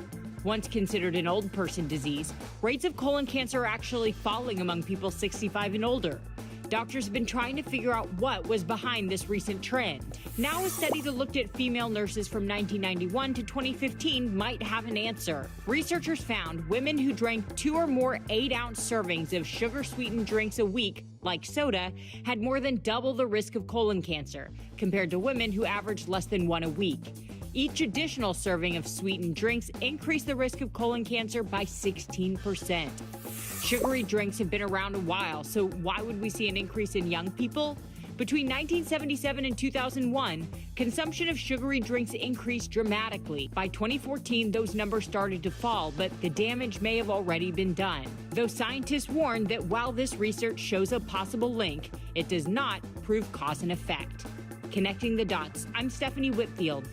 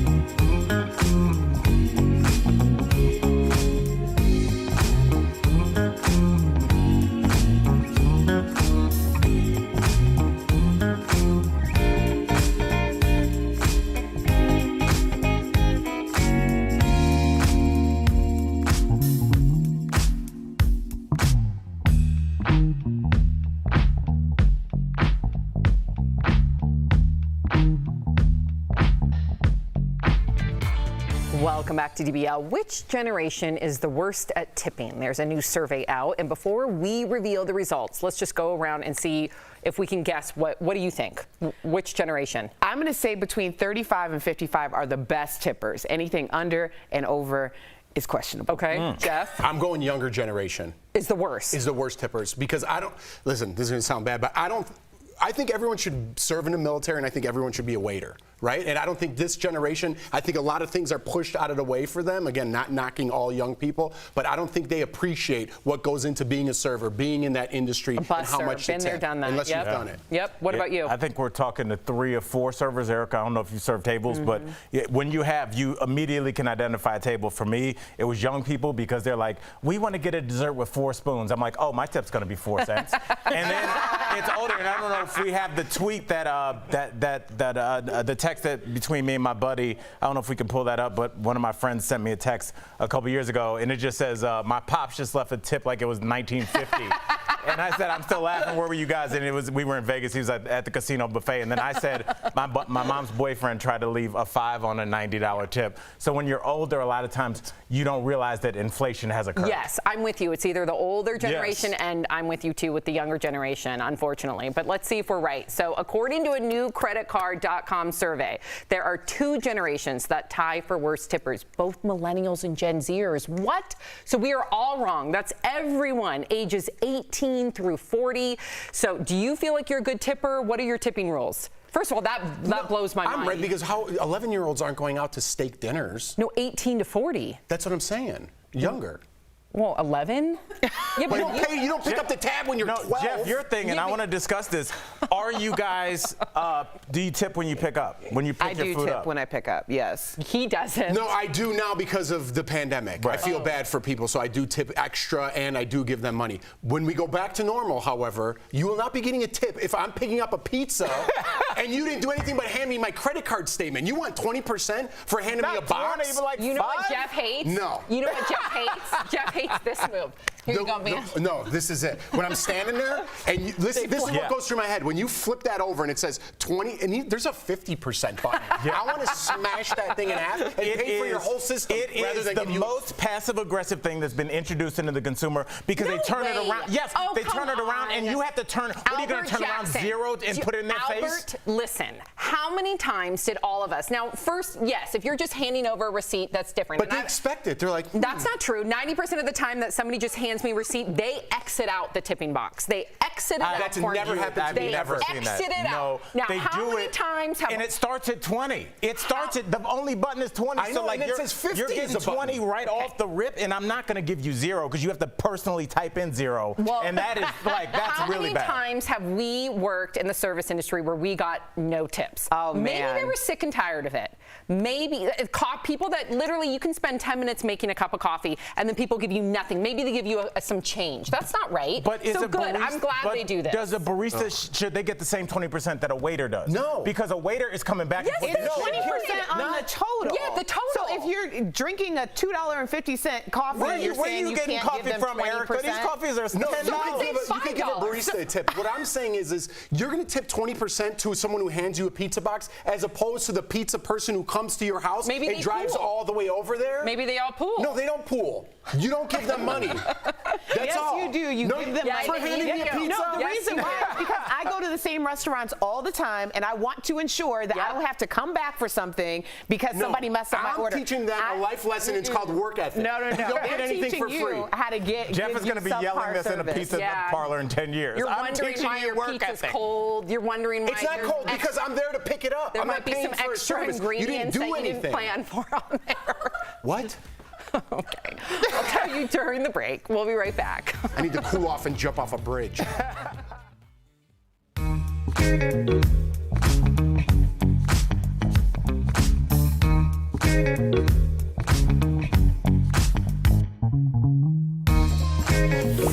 It seems like the finish line for the coronavirus pandemic is in sight, but scientists warned 5 large clusters of unvaccinated people in the U.S. could push that finish line further back. Let's connect the dots. Researchers at Georgetown University tracking COVID vaccination rates identified 5 clusters of unvaccinated people that could pose a problem. Those clusters include residents in Texas, Louisiana, Arkansas, Oklahoma, and Missouri. Most include rural areas, but also some smaller cities. In all, more than 15 million people live in those clusters, and less than 30% are fully vaccinated. The U.S. COVID-19 Vaccination Tracking Project says the fact that these are clusters is a problem. We don't interact with other people at random. Instead, we socialize with people that live near us, meaning unvaccinated people in those areas have a greater chance of interacting with other unvaccinated people, allowing COVID to spread. So why do those clusters matter, especially if you're already vaccinated? Scientists warn these areas could be the next breeding ground for a COVID-19 variant. The Delta variant is already much more contagious than the original COVID-19, and vaccines appear to be less effective against it. The next variant could be worse. Experts warn the longer COVID spreads, the more opportunity it has to mutate. Connecting the dots.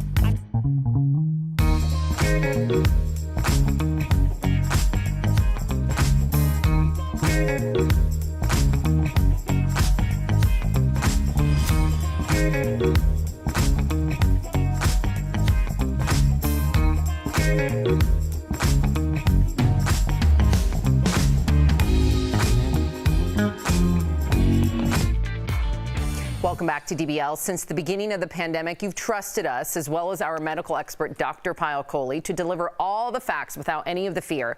Earlier, she joined us with an update on COVID-19 variants, as well as staying safe in the summer heat. Take a look. So a woman recently passed away after contracting 2 variants of COVID at the same time. What are the odds, Doc? Incredibly rare. That's the good news. Okay. But to me, it really sets off a flag that the variants are almost behaving like different viruses. So it's like you can get the flu and get COVID at the same time. And that's kind of the concern with this, is that now that we have so many variants, alpha, beta, delta, gamma, and the list goes on and on and on, that it's almost like having multiple viruses teaming up together. Wow. So Dr. Kohli, if some people have natural immunity to the virus because they've already had COVID-19, do they still need the vaccine? I know a lot of people are talking about this. A lot of people talking about this. So how many times have you guys gotten colds? Lots. Over and over and over. Coronavirus belongs to a family of viruses that causes the cold virus. So the natural immunity goes away. That's why you need the vaccine, to boost that natural immunity and make it last longer. Is there a time span, like 6 months, 2 months, that people are immune, or there's not a specific time span? Very interesting. It depends on how sick you got with the initial infection. Okay. So the people that only had loss of taste or smell or didn't feel anything at all, their immunity might go away a lot faster than somebody who got super Really sick. Wow. Yeah. All right, well, let's talk about this heat, because in the words of Nelly, it is hot in here and all across the country. So what was the rest of that, Brenda? what are some things that we can do to keep from getting sick when the temperatures hit the 90s and above? Yeah, it's been hot here in Denver, and as you know, we have dry heat. So a few things to do. One is to keep your home really, really cool. So the way to do that is to keep your optimal temperature during the day less than 90 and at night less than 75. The second thing is to keep your body cool. What's the best way to do that? From the inside, by drinking lots of water. From the outside, by wearing loose clothes and spraying yourself with some water. And then stay out of the heat in the middle of the day. So you guys like to exercise? Yeah. In the mornings. It has to be in the mornings. It has to be in the mornings. It has to be in the mornings. So before 7 a.m. or after 8 p.m. because otherwise you will be at a high risk of heat-related illness. I did hear that in terms of, and I hate to bring it to this, but in terms of heat-related deaths across the country and the world, more people die from heat than almost anything else naturally disaster-wise combined. It's an incredibly dangerous situation that you can find yourself in. As you said, water. Are there foods? There are foods. Water, like watermelon. I'm thinking cool water-filled things. Okay, so lots of water. Okay. What you want to avoid: alcohol, Tori. Yeah, call her out. Call her out. Enough. For me, caffeine, because all of those types of foods, high sugary drinks, protein-rich meals, because they're really hard to digest, so our body gets busy digesting rather than cooling us off. And all of these things make you actually urinate more, so they end up dehydrating you when you're out in the heat, which can already happen. So light meals, refreshing meals, maybe some fish, I'm feeling. You just making that anything with water. Say that. You just want to say I'm trying to picture not too heavy protein meal, that an example of a good meal. Just go on an all-water diet. That's it. Oh, okay. So salads, but let me be clear about the water too, because you're losing sweat and you're replacing it with water. So you kind of want to drink more electrolyte-rich solutions like coconut water, not those sugary drinks like Gatorade. Pedialyte as well, right? That's right. And you be extra careful, Lindsay, because pregnant women are even more susceptible to heat-related illness. Oh man, I'm staying in the AC with my water, with my coconut water. That's right. And your Crocs. And your Crocs. You should check them out. They're amazing. We'll get them in the end of the show. She's bedazzled her Crocs, guys, with Chanel. It's amazing. Thank you so much, Dr. Kohli. Promotional consideration is brought to you by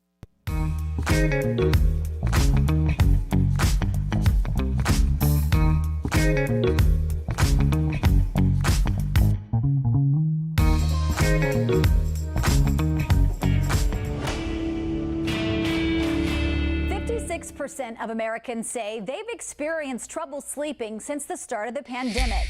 You asked, do melatonin supplements work? So let's verify.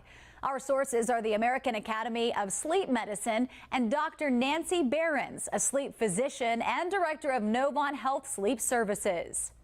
For some people, melatonin does work. Melatonin is a hormone that our brains produce to help regulate our sleep cycles. It helps us feel drowsy. A 2013 analysis found that on average, people with insomnia fell asleep about 7 minutes faster with melatonin than with a placebo. So who's a good candidate for melatonin? People who are having trouble sleeping, some older people their own brains do not make as much melatonin as they need. People who are doing shift work might find that taking melatonin helps. Melatonin is a booming business. According to the Nutrition Business Journal, sales grew 42.5% last year to a whopping $687 million. What are some of those top tips that you give people if they do come to you and say, I'm having trouble sleeping? Making sure that things are very dark and quiet overnight. We don't want the television on overnight. We don't want you to be looking at your phone or screens in the hour before bed or overnight, because the screens are bright and they actually inhibit your own production of melatonin. It's important to keep in mind that supplements like melatonin are not regulated by the FDA. We don't have the same testing or quality control that we do for prescription medications. Dr. Behrens recommends visiting consumerlab.com to check the quality of whatever supplement you're taking.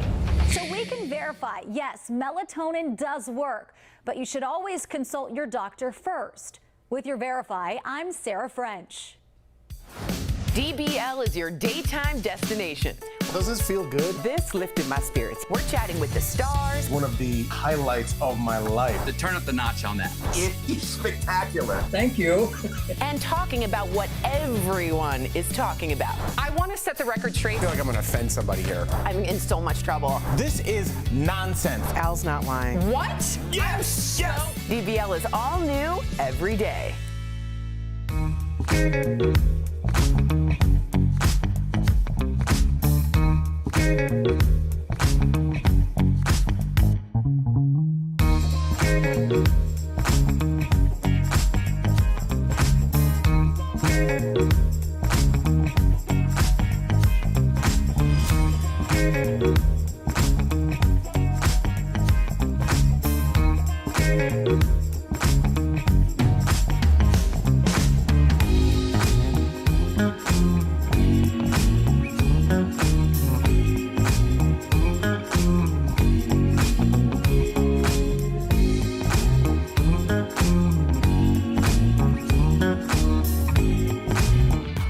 If you're leaving us, you can watch the second half of the show on Facebook or YouTube, chat with other viewers, leave your comments, and be a part of our DBL Nation. But if you're sticking around, here's what's coming up.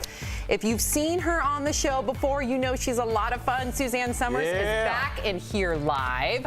Plus, did your favorite shows from the past year get an Emmy nod? We're talking all about the nominations that were just announced, coming up next.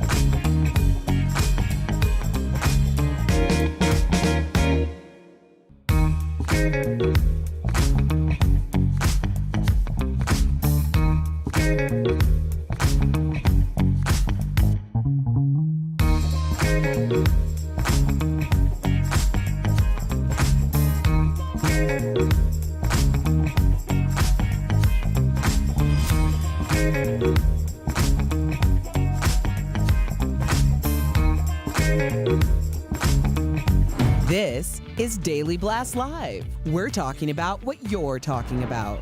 Real, honest, entertaining, live. DBL starts right now. 3, 2. Welcome to DBL. I'm Sam here with Jeff, Al, and Erica. Let's get started, shall we? So the Emmy noms are out. They were revealed earlier today, and unlike last year, the show will feature a live audience. Comedian Cedric the Entertainer announced on Instagram that he's hosting the show this year. Now, as for the big nominees, The Crown picked up 24 nominations. It tied with the Star Wars-inspired show, The Mandalorian. Fan favorite Ted Lasso picked up 20 noms, including Best Actor in a Comedy for star Jason Sudeikis. The Queen's Gambit, ooh, my favorite, scored 18 nominations, including one for lead actress Anya Taylor-Joy. Pose came out with 3 nominations, including one for each of the leads, Billy Porter and MJ Rodriguez, who made history, becoming the first trans woman nominated in a lead acting category. And after being shut out from other award shows, HBO's I May Destroy You picked up 3 noms, including one for lead actress Michaela Cole. And Regé-Jean Page scored his first Emmy nomination for Bridgerton. Wow. Okay, before we, now a lot of people are saying what happened to Mayor of Easttown, right? Like why is not Kate Winslet nominated? Yeah. We've talked on the show, we feel inundated with award shows. Yeah. Do you think this one's going to be different for some reason or no? Well, Mayor of Easttown picked up 16 nominations. Oh, they did? Yes, they did. They did. So I want to put that out there. I don't believe she did. We'll check on it, but I don't know if she did or didn't. Someone let me know, because I did They did pick up 16 nominations. I saw a lot of people talking about Kate Winslet, so please let me know if she got nominated or not. Do you want to see another award show or no? Emmys is the big one, right? So Emmys for television is the big one. The Oscars, obviously, for movies. Those are good. The ones that trickle down and they're way down here and it's like this movie award and that movie award, I could do without. But if you want to keep the big ones, this is the big one. This is what everybody wants. The other ones, not so much. No. I'm just excited about Pose and I May Destroy You. You know, a lot of people went back and forth, especially when we talked about I May Destroy You being grossly overlooked in past award shows. And people get so upset about there being an outcry. But the outcry is how you show that you have a very steady fan base that appreciates this artistry. MJ Rodriguez, yes, yes, yes. Pose is a must-watch. I May Destroy You is a must-watch. I highly recommend them both. I know y'all looking for something to watch, so get at it. Yeah. Now, what people were talking about Kate Winslet, because she, just to clarify, she was nominated, but people believe Michaela Cole is going to take that nomination from her, if they're even in the same category. So maybe that's where I saw lead actress. Yes. Yes. Are you into this? I feel like you're, yeah. I mean, are? I got into Mayor of Easttown because of Jeff. I got into Pose because of Jeray, our makeup artist. And, you know, and I think about I May Destroy You. That was one of the first things I watched during the pandemic.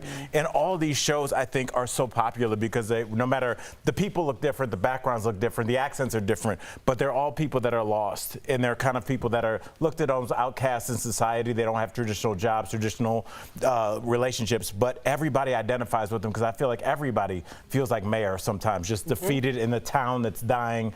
You know, and I think these shows are doing such a good job. And that's why I am glad that there are award shows, because these shows have not only like given us something to watch, but something to talk about with our loved ones on the couch afterwards. Like, what'd you think about that? We're way more invested in TV nowadays because the content is so good, or because the representation is there. So me, for one, I can't wait to see like Anya Taylor-Joy, if I'm saying her name correctly, from Queen's Gambit. I can't wait to like get in and see exactly like what Kate Winslet has to say. Like, we are invested now more than ever, whether it's because of the pandemic, whether it's because we felt like that content wasn't as creative as it is today. But yeah, I can't wait. Let me ask you a quick question. Do you care what they have to say, or do you just want to see your favorite show win? Both. Really? I do care what they have to say. Yeah. Especially based on the content. I mean, this is a moment. You're talking about art imitating reality. I May Destroy You. If Michaela Cole wins, and she could very well win, I want to hear what she has to say, because the entire premise of that show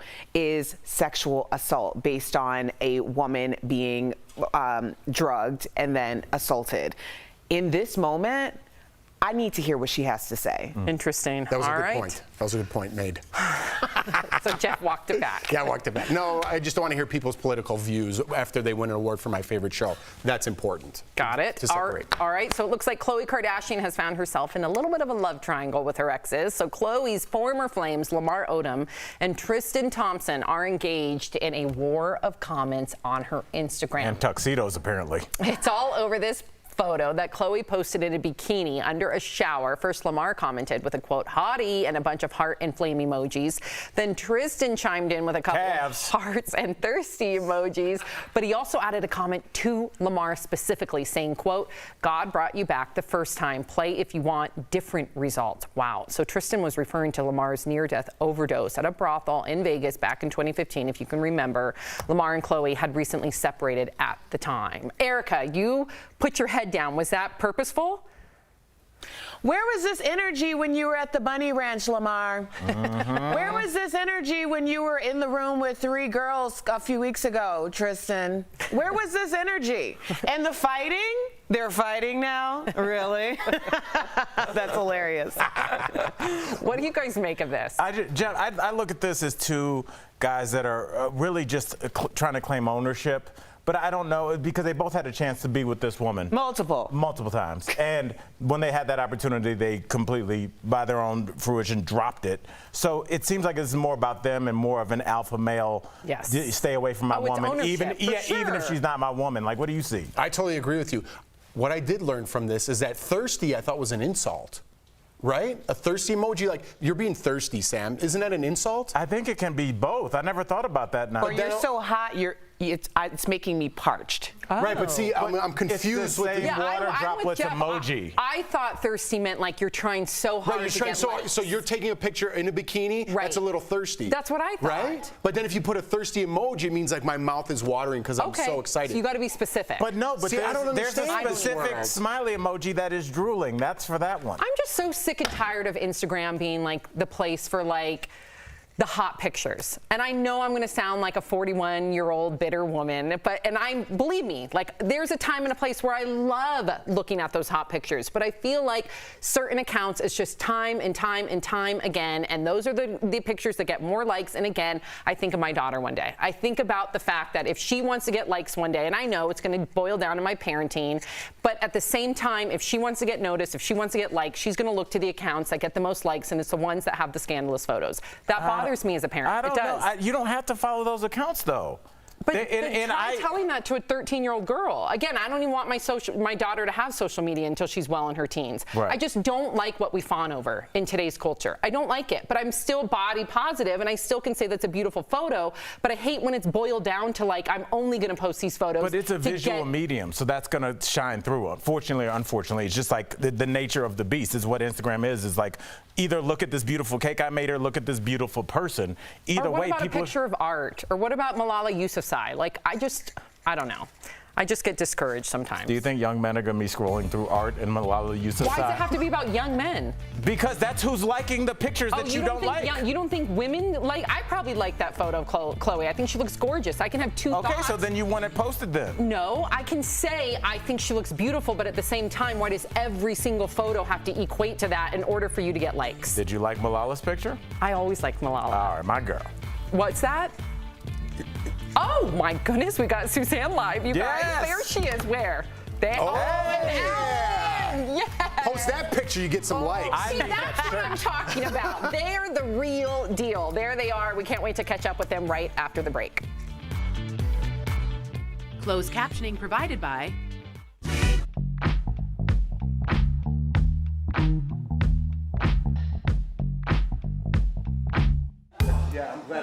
Hi everyone, it's Kelly Schubert here with the DBL Digital team. Thank you so much for joining us on this Tuesday afternoon. We are so happy you're here with us. As you can see, Karen, our producer, is prepping our Suzanne Summers and Alan Hamill interview. We are so happy they're here with us today. It's actually funny because last time Suzanne was on, she challenged Al to start a gut renewal challenge. So Al actually did it for 30 days, so we're gonna get the results and see how it went. But yeah, I'm super excited to talk to Suzanne and Alan, but let's talk to the hosts a little more about Khloe and Tristan and Lamar. Am I crazy to think that Lamar and Khloe might get back together someday?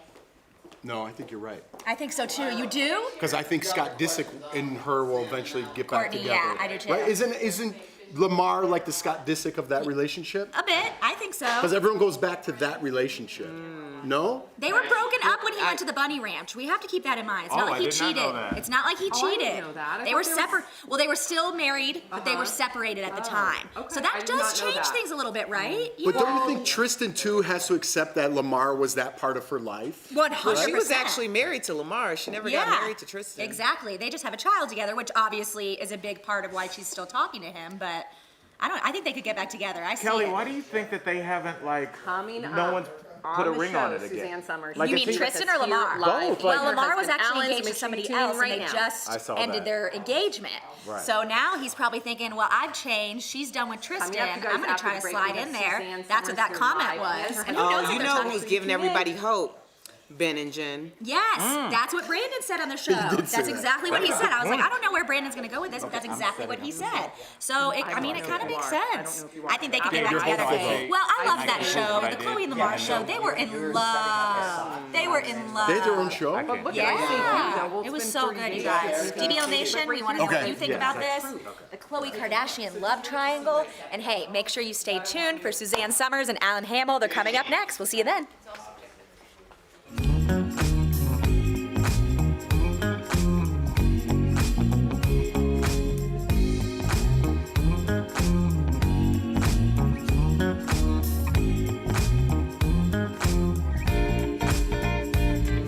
Welcome back to DBL. From dishing on their sex lives to living their best lives, Suzanne Summers and her husband Alan Hamill are once again back to give us some tips on how to stay healthy into our 70s, 80s, and 90s.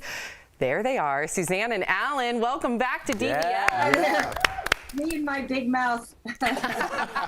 No, you guys fit right in here, and we all want to live your lives. I feel like that you guys are like the goals, couples goals. So, Suzanne, the last time you were on our show, you were talking about the benefits of your product, Gut Renew. And in fact, a lot of our viewers said that they wanted to try it. Even our own Al Jackson said he wanted to try it. We have some proof that he did. Take a look. And I'm still down to take the challenge. You need to. Okay, I want you to, and I'll come 30 back. days. Yes. I'm sure come back. There you Yes, go. in 30 days, we are going to reconnect with you. Okay, Suzanne, it's been 30 days. Yep. Let's put Al on the hot seat here. So, Al, Hey, Al. did you Hey. do it? What's up? First of all, good to see both of you guys. And the reason I took this challenge initially is I was just like, I've already been kind of doing shakes in the morning anyway, so this wasn't too far off of my routine. So I just replaced what you sent with my normal shake. It's been 30 days, and I actually have proof. So I don't know if we have that footage, but if we do, let's roll it. My morning routine is super easy. I take my pills with my vitamins, and I take my prebiotic. It smells like when you were a little kid and you still had hope. So this looks like something in the future that makes you smarter. And I just wash that down with the beautiful shake I just made. Delicious. Do I have a mustache? Ladies, 2 weeks still going. I still add my kale. I kind of like it, and I feel good because I got my greens out of the way. Double duty. All right, y'all, last one, not forever, but for this segment. So to celebrate, I added like some chia seeds to it too. That's what we call a 44-year-old's birthday. Delicious. Suzanne, I couldn't have done it without you, girl. Hey, you did it. I feel, Yay, and how I did feel that great. taste? I feel great, and you know, the only thing I got thrown off for 3 days, I went to South Carolina with my family, ate in a way that was disrespectful to everybody. But I am back, and I feel good, so I really do appreciate you. I really do. Did it give you mojo like they have? I feel like it did. I mean, I'm not sunglasses inside yet, Alan, but I'm getting there, bro. You look good. Well, you know, when you're not bloated, you're in the mood. Ooh. All right. We'll see tonight. No one who's bloated is in the mood. So this is our gift to humanity. Well, To I perpetuation of the species. So, Alan, you just celebrated your 85th birthday. Congratulations. You look terrific. What's your secret, Alan? You look great. I have a live-in doctor. She actually has her doctorate. Okay? I have a live-in doctor, and she makes sure that I get my jab once a week with testosterone. Ooh. She made sure that I get all my pills that I'm supposed to take, that I gag down every morning with my smoothie. By the way, that's a good idea, putting the pills right into the smoothie. Yeah. You could do that with the exception of Oil. fish oil. Yeah. Right. Yeah. The rest of them could go in there. That's a great idea. So thank you I for want to that. unbutton my shirt just once Do for it. Alan. David, you could bring it. Yeah. You know, Tom Ford was over one night, and he looks over at Alan, and he unbuttons 2 buttons. He goes, "There, looks much better." Yeah. You know what? It does.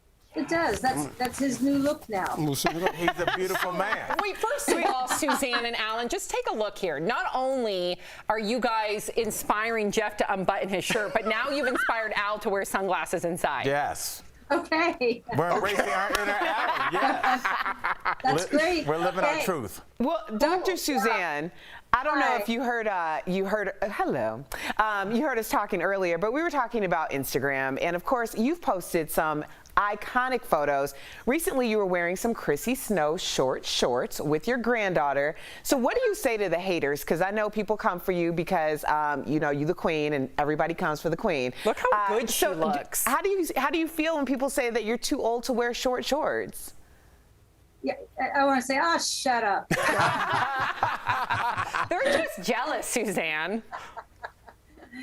You know, I sell my age. I never thought that when you hit 74 that you could like the way you look, and I do. And it's hot here in the desert. Right now, it's about 111. Oh, no. It's really just a lot more comfortable. So I was down in the kitchen wearing my cutoff jeans, and my granddaughter walks down. I go, oops, look, we're dressed exactly the same. I couldn't believe that picture went viral. But anyway, she's a cutie. All right. Well, I'm loving it. Now, I'll say this. We've been talking about Chrissy Snow. Alan, you married Suzanne in 1977, the same year she was cast on Three's Company. So how did the show's success play into the marriage dynamics at the house? Actually, I met Suzanne, and we have been together since 1968 or 69. And we married in 1977 because she wouldn't marry me before that. I tried. Oh, yeah, right. Constantly asking her to marry me, and she wouldn't marry me. And finally, He had marriage phobia. finally, she married me. Know why? Because I started making money. For a change. I've been living off of his money, so. You know, it was interesting. We were living off my money, and everything was fine, and you know, paying our bills and having a Yeah, it good was time. great. And then she got a job, and when she got her first check, I said, "Okay, that'll go into our whatever they call it, our double bank account." She said, "What? My money's going into our bank account?" Yeah, that's kind of the way it's been for the last few years. Amazing. We haven't been making any money. Anyway, you know, Alan gravitates towards great food. And I really think so much of what's going on today is about the food. I don't know who ever thought it was a good idea to spray poison on our food, but that's what's happened. And then we've genetically modified it. So we eat only organic food, only. And I grow my own, and I have organic soil and purified water, and I'm kind of a farmer. But there's something thrilling about cutting a cauliflower and bringing it up to the kitchen. And he gravitates to fruit and nuts. He's kind of a fruitaholic. And I think, you know, you get all the nutrition, because what causes aging is worn out parts and decline in hormones, decline in nutrients, decline in minerals. And so we put it all back together again through lab work and determining exactly what you need, and then we eat right. It's kind of as simple going forward. And I think if we'd been eating processed foods all these years, I don't think we'd be in the kind of shape that we're in. So No, you understand you understand now what our pillow talk is like. You know that space when you turn off the lights at night, but you're not quite asleep and you're still talking? This is it. Hey, you guys are what you eat, and you know the proof is in just how you guys live, how you guys look. In fact, they always say birds of a feather flock together, right? So you guys, I recently saw you with Dick Van Dyke on your Instagram, Suzanne. Yeah. He looks phenomenal. He's 95 years young. 95. Have you guys ever bounced ideas back and forth about, you know, staying healthy as we age? Because I cannot believe how great he looks at 95 years young. Well, he did call. I was friends with his wife, his late wife, and then I he lived down the street from us. So we're driving by, and how you doing, Dick? And because his wife hadn't been gone too long, maybe less than a year. And he said, I'm doing fine. He said, I'm betrothed. I said, you're betrothed? And he said, yes, and she's 39 years old. I went, oh. So we drove away, and Alan said, gee, the wife isn't hardly cold yet. And I said, when you're pushing 90, you don't have a lot of time for a long courtship.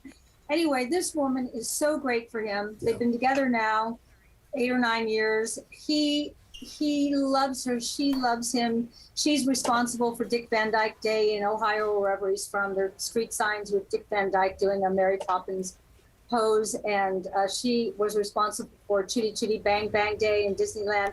Surrounds him with young people. And when we were with him Sunday, he said the following, and I agree with him 100%. He said, I'm 95. He said, you know what I know now? And I said, what, Dick? And he said, I don't feel better than anybody. He said, I don't hate anything or anybody. I think good thoughts. I have love in my life. I love my work. I can't believe I get paid to do what I love to do. He said, all I want is more. And I said, you'll have it. Oh, that's amazing. We're out of time. What a great quote to leave on. Before we say goodbye, though, let's remind our viewers one more time about Gut Renew health supplements, tried and tested, not only by Suzanne, but by Al. I'm living proof. Learn more about the 30-day challenge at SuzanneSummers.com. Thank you both so much for being here again. We really do adore you guys. And congratulations, Al. Yeah. Here's to a flat gut forever. That's right. Thank you. We'll be right back. Bye, guys. We all know.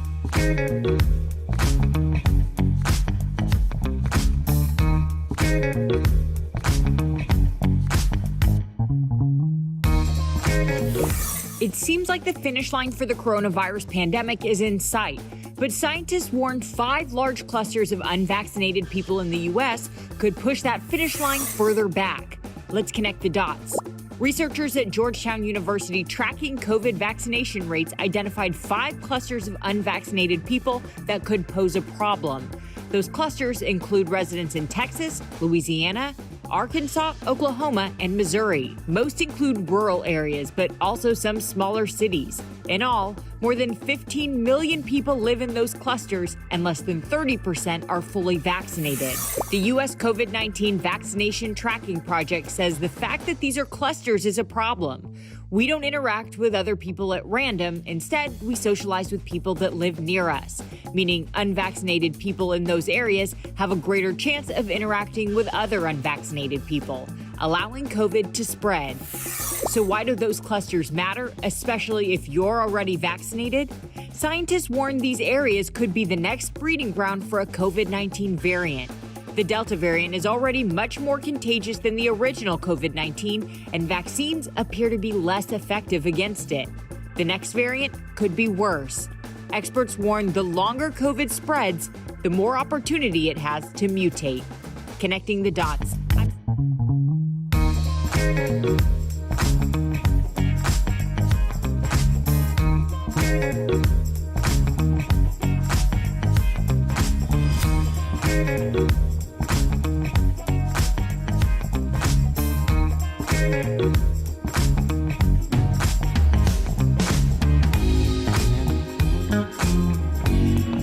Welcome back to DBL. It is time for a security alert sponsored by LifeLock. So there's a new romance scam circulating the internet. Here's what you need to look out for. Scammers are making fake websites to draw people in. The Better Business Bureau says the websites look legit with dating profiles, but it's all fake. The sites will ask you to sign up for a membership with your credit card, and once you pay, you're out of luck. So always do your research before giving out your credit card info online. If your information has been breached, LifeLock is here to help. LifeLock keeps you and your digital identity secure from cyber criminals. Call 1-800-439-9017 or visit lifelock.com to learn more. We'll be right back. Promotional consideration is brought to you by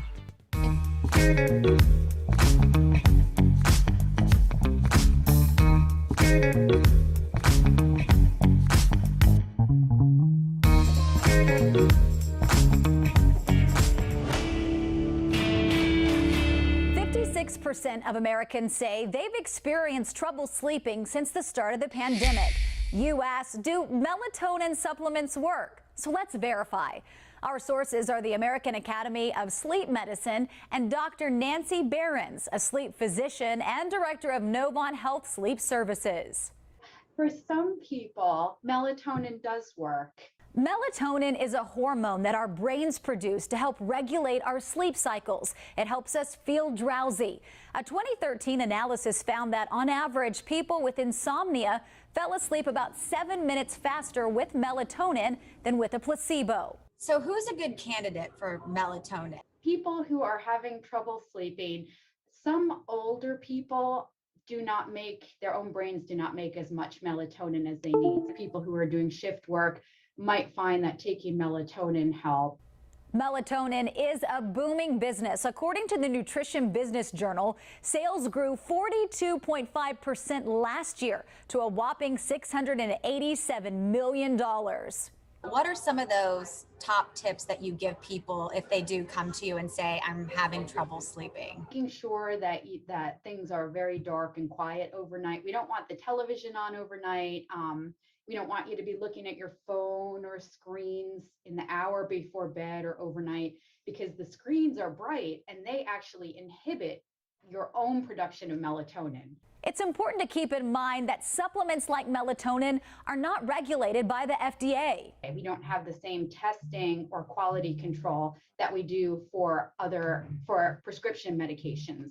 Dr. Behrens recommends visiting consumerlab.com to check the quality of whatever supplement you're taking. So we can verify, yes, melatonin does work, but you should always consult your doctor first. With your Verify, I'm Sarah French. DBL is your daytime destination. Does this feel good? This lifted my spirits. We're chatting with the stars. One of the highlights of my life. To turn up the notch on that. It is spectacular. Thank you. And talking about what everyone is talking about. I want to set the record straight. I feel like I'm going to offend somebody here. I'm in so much trouble. This is nonsense. Al's not lying. What? Yes! Yes! DBL is all new every day.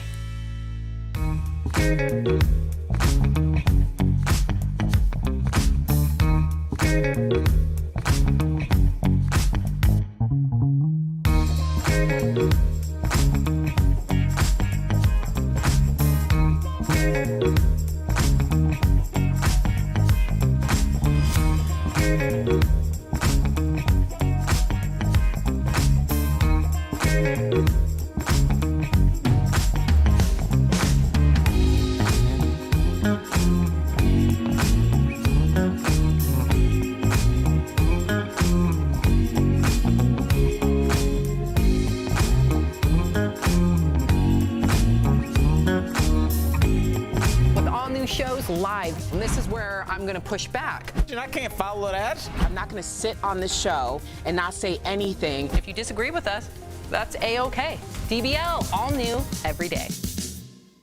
All right. You were complimenting my hair. Yeah, I said I liked your hair in the first one. I dig that. Only the first one. No, I really liked it in that one. See, you take my compliment, you stomp on it, and hit it with a broom. That doesn't make sense. That was like a Samism. Yeah, thank you. You take my there's no saying stomp for on that. it, hit it with a broom. Make sure you guys watch us. DBL every day. We'll see you tomorrow, same time, same place. Bye, guys.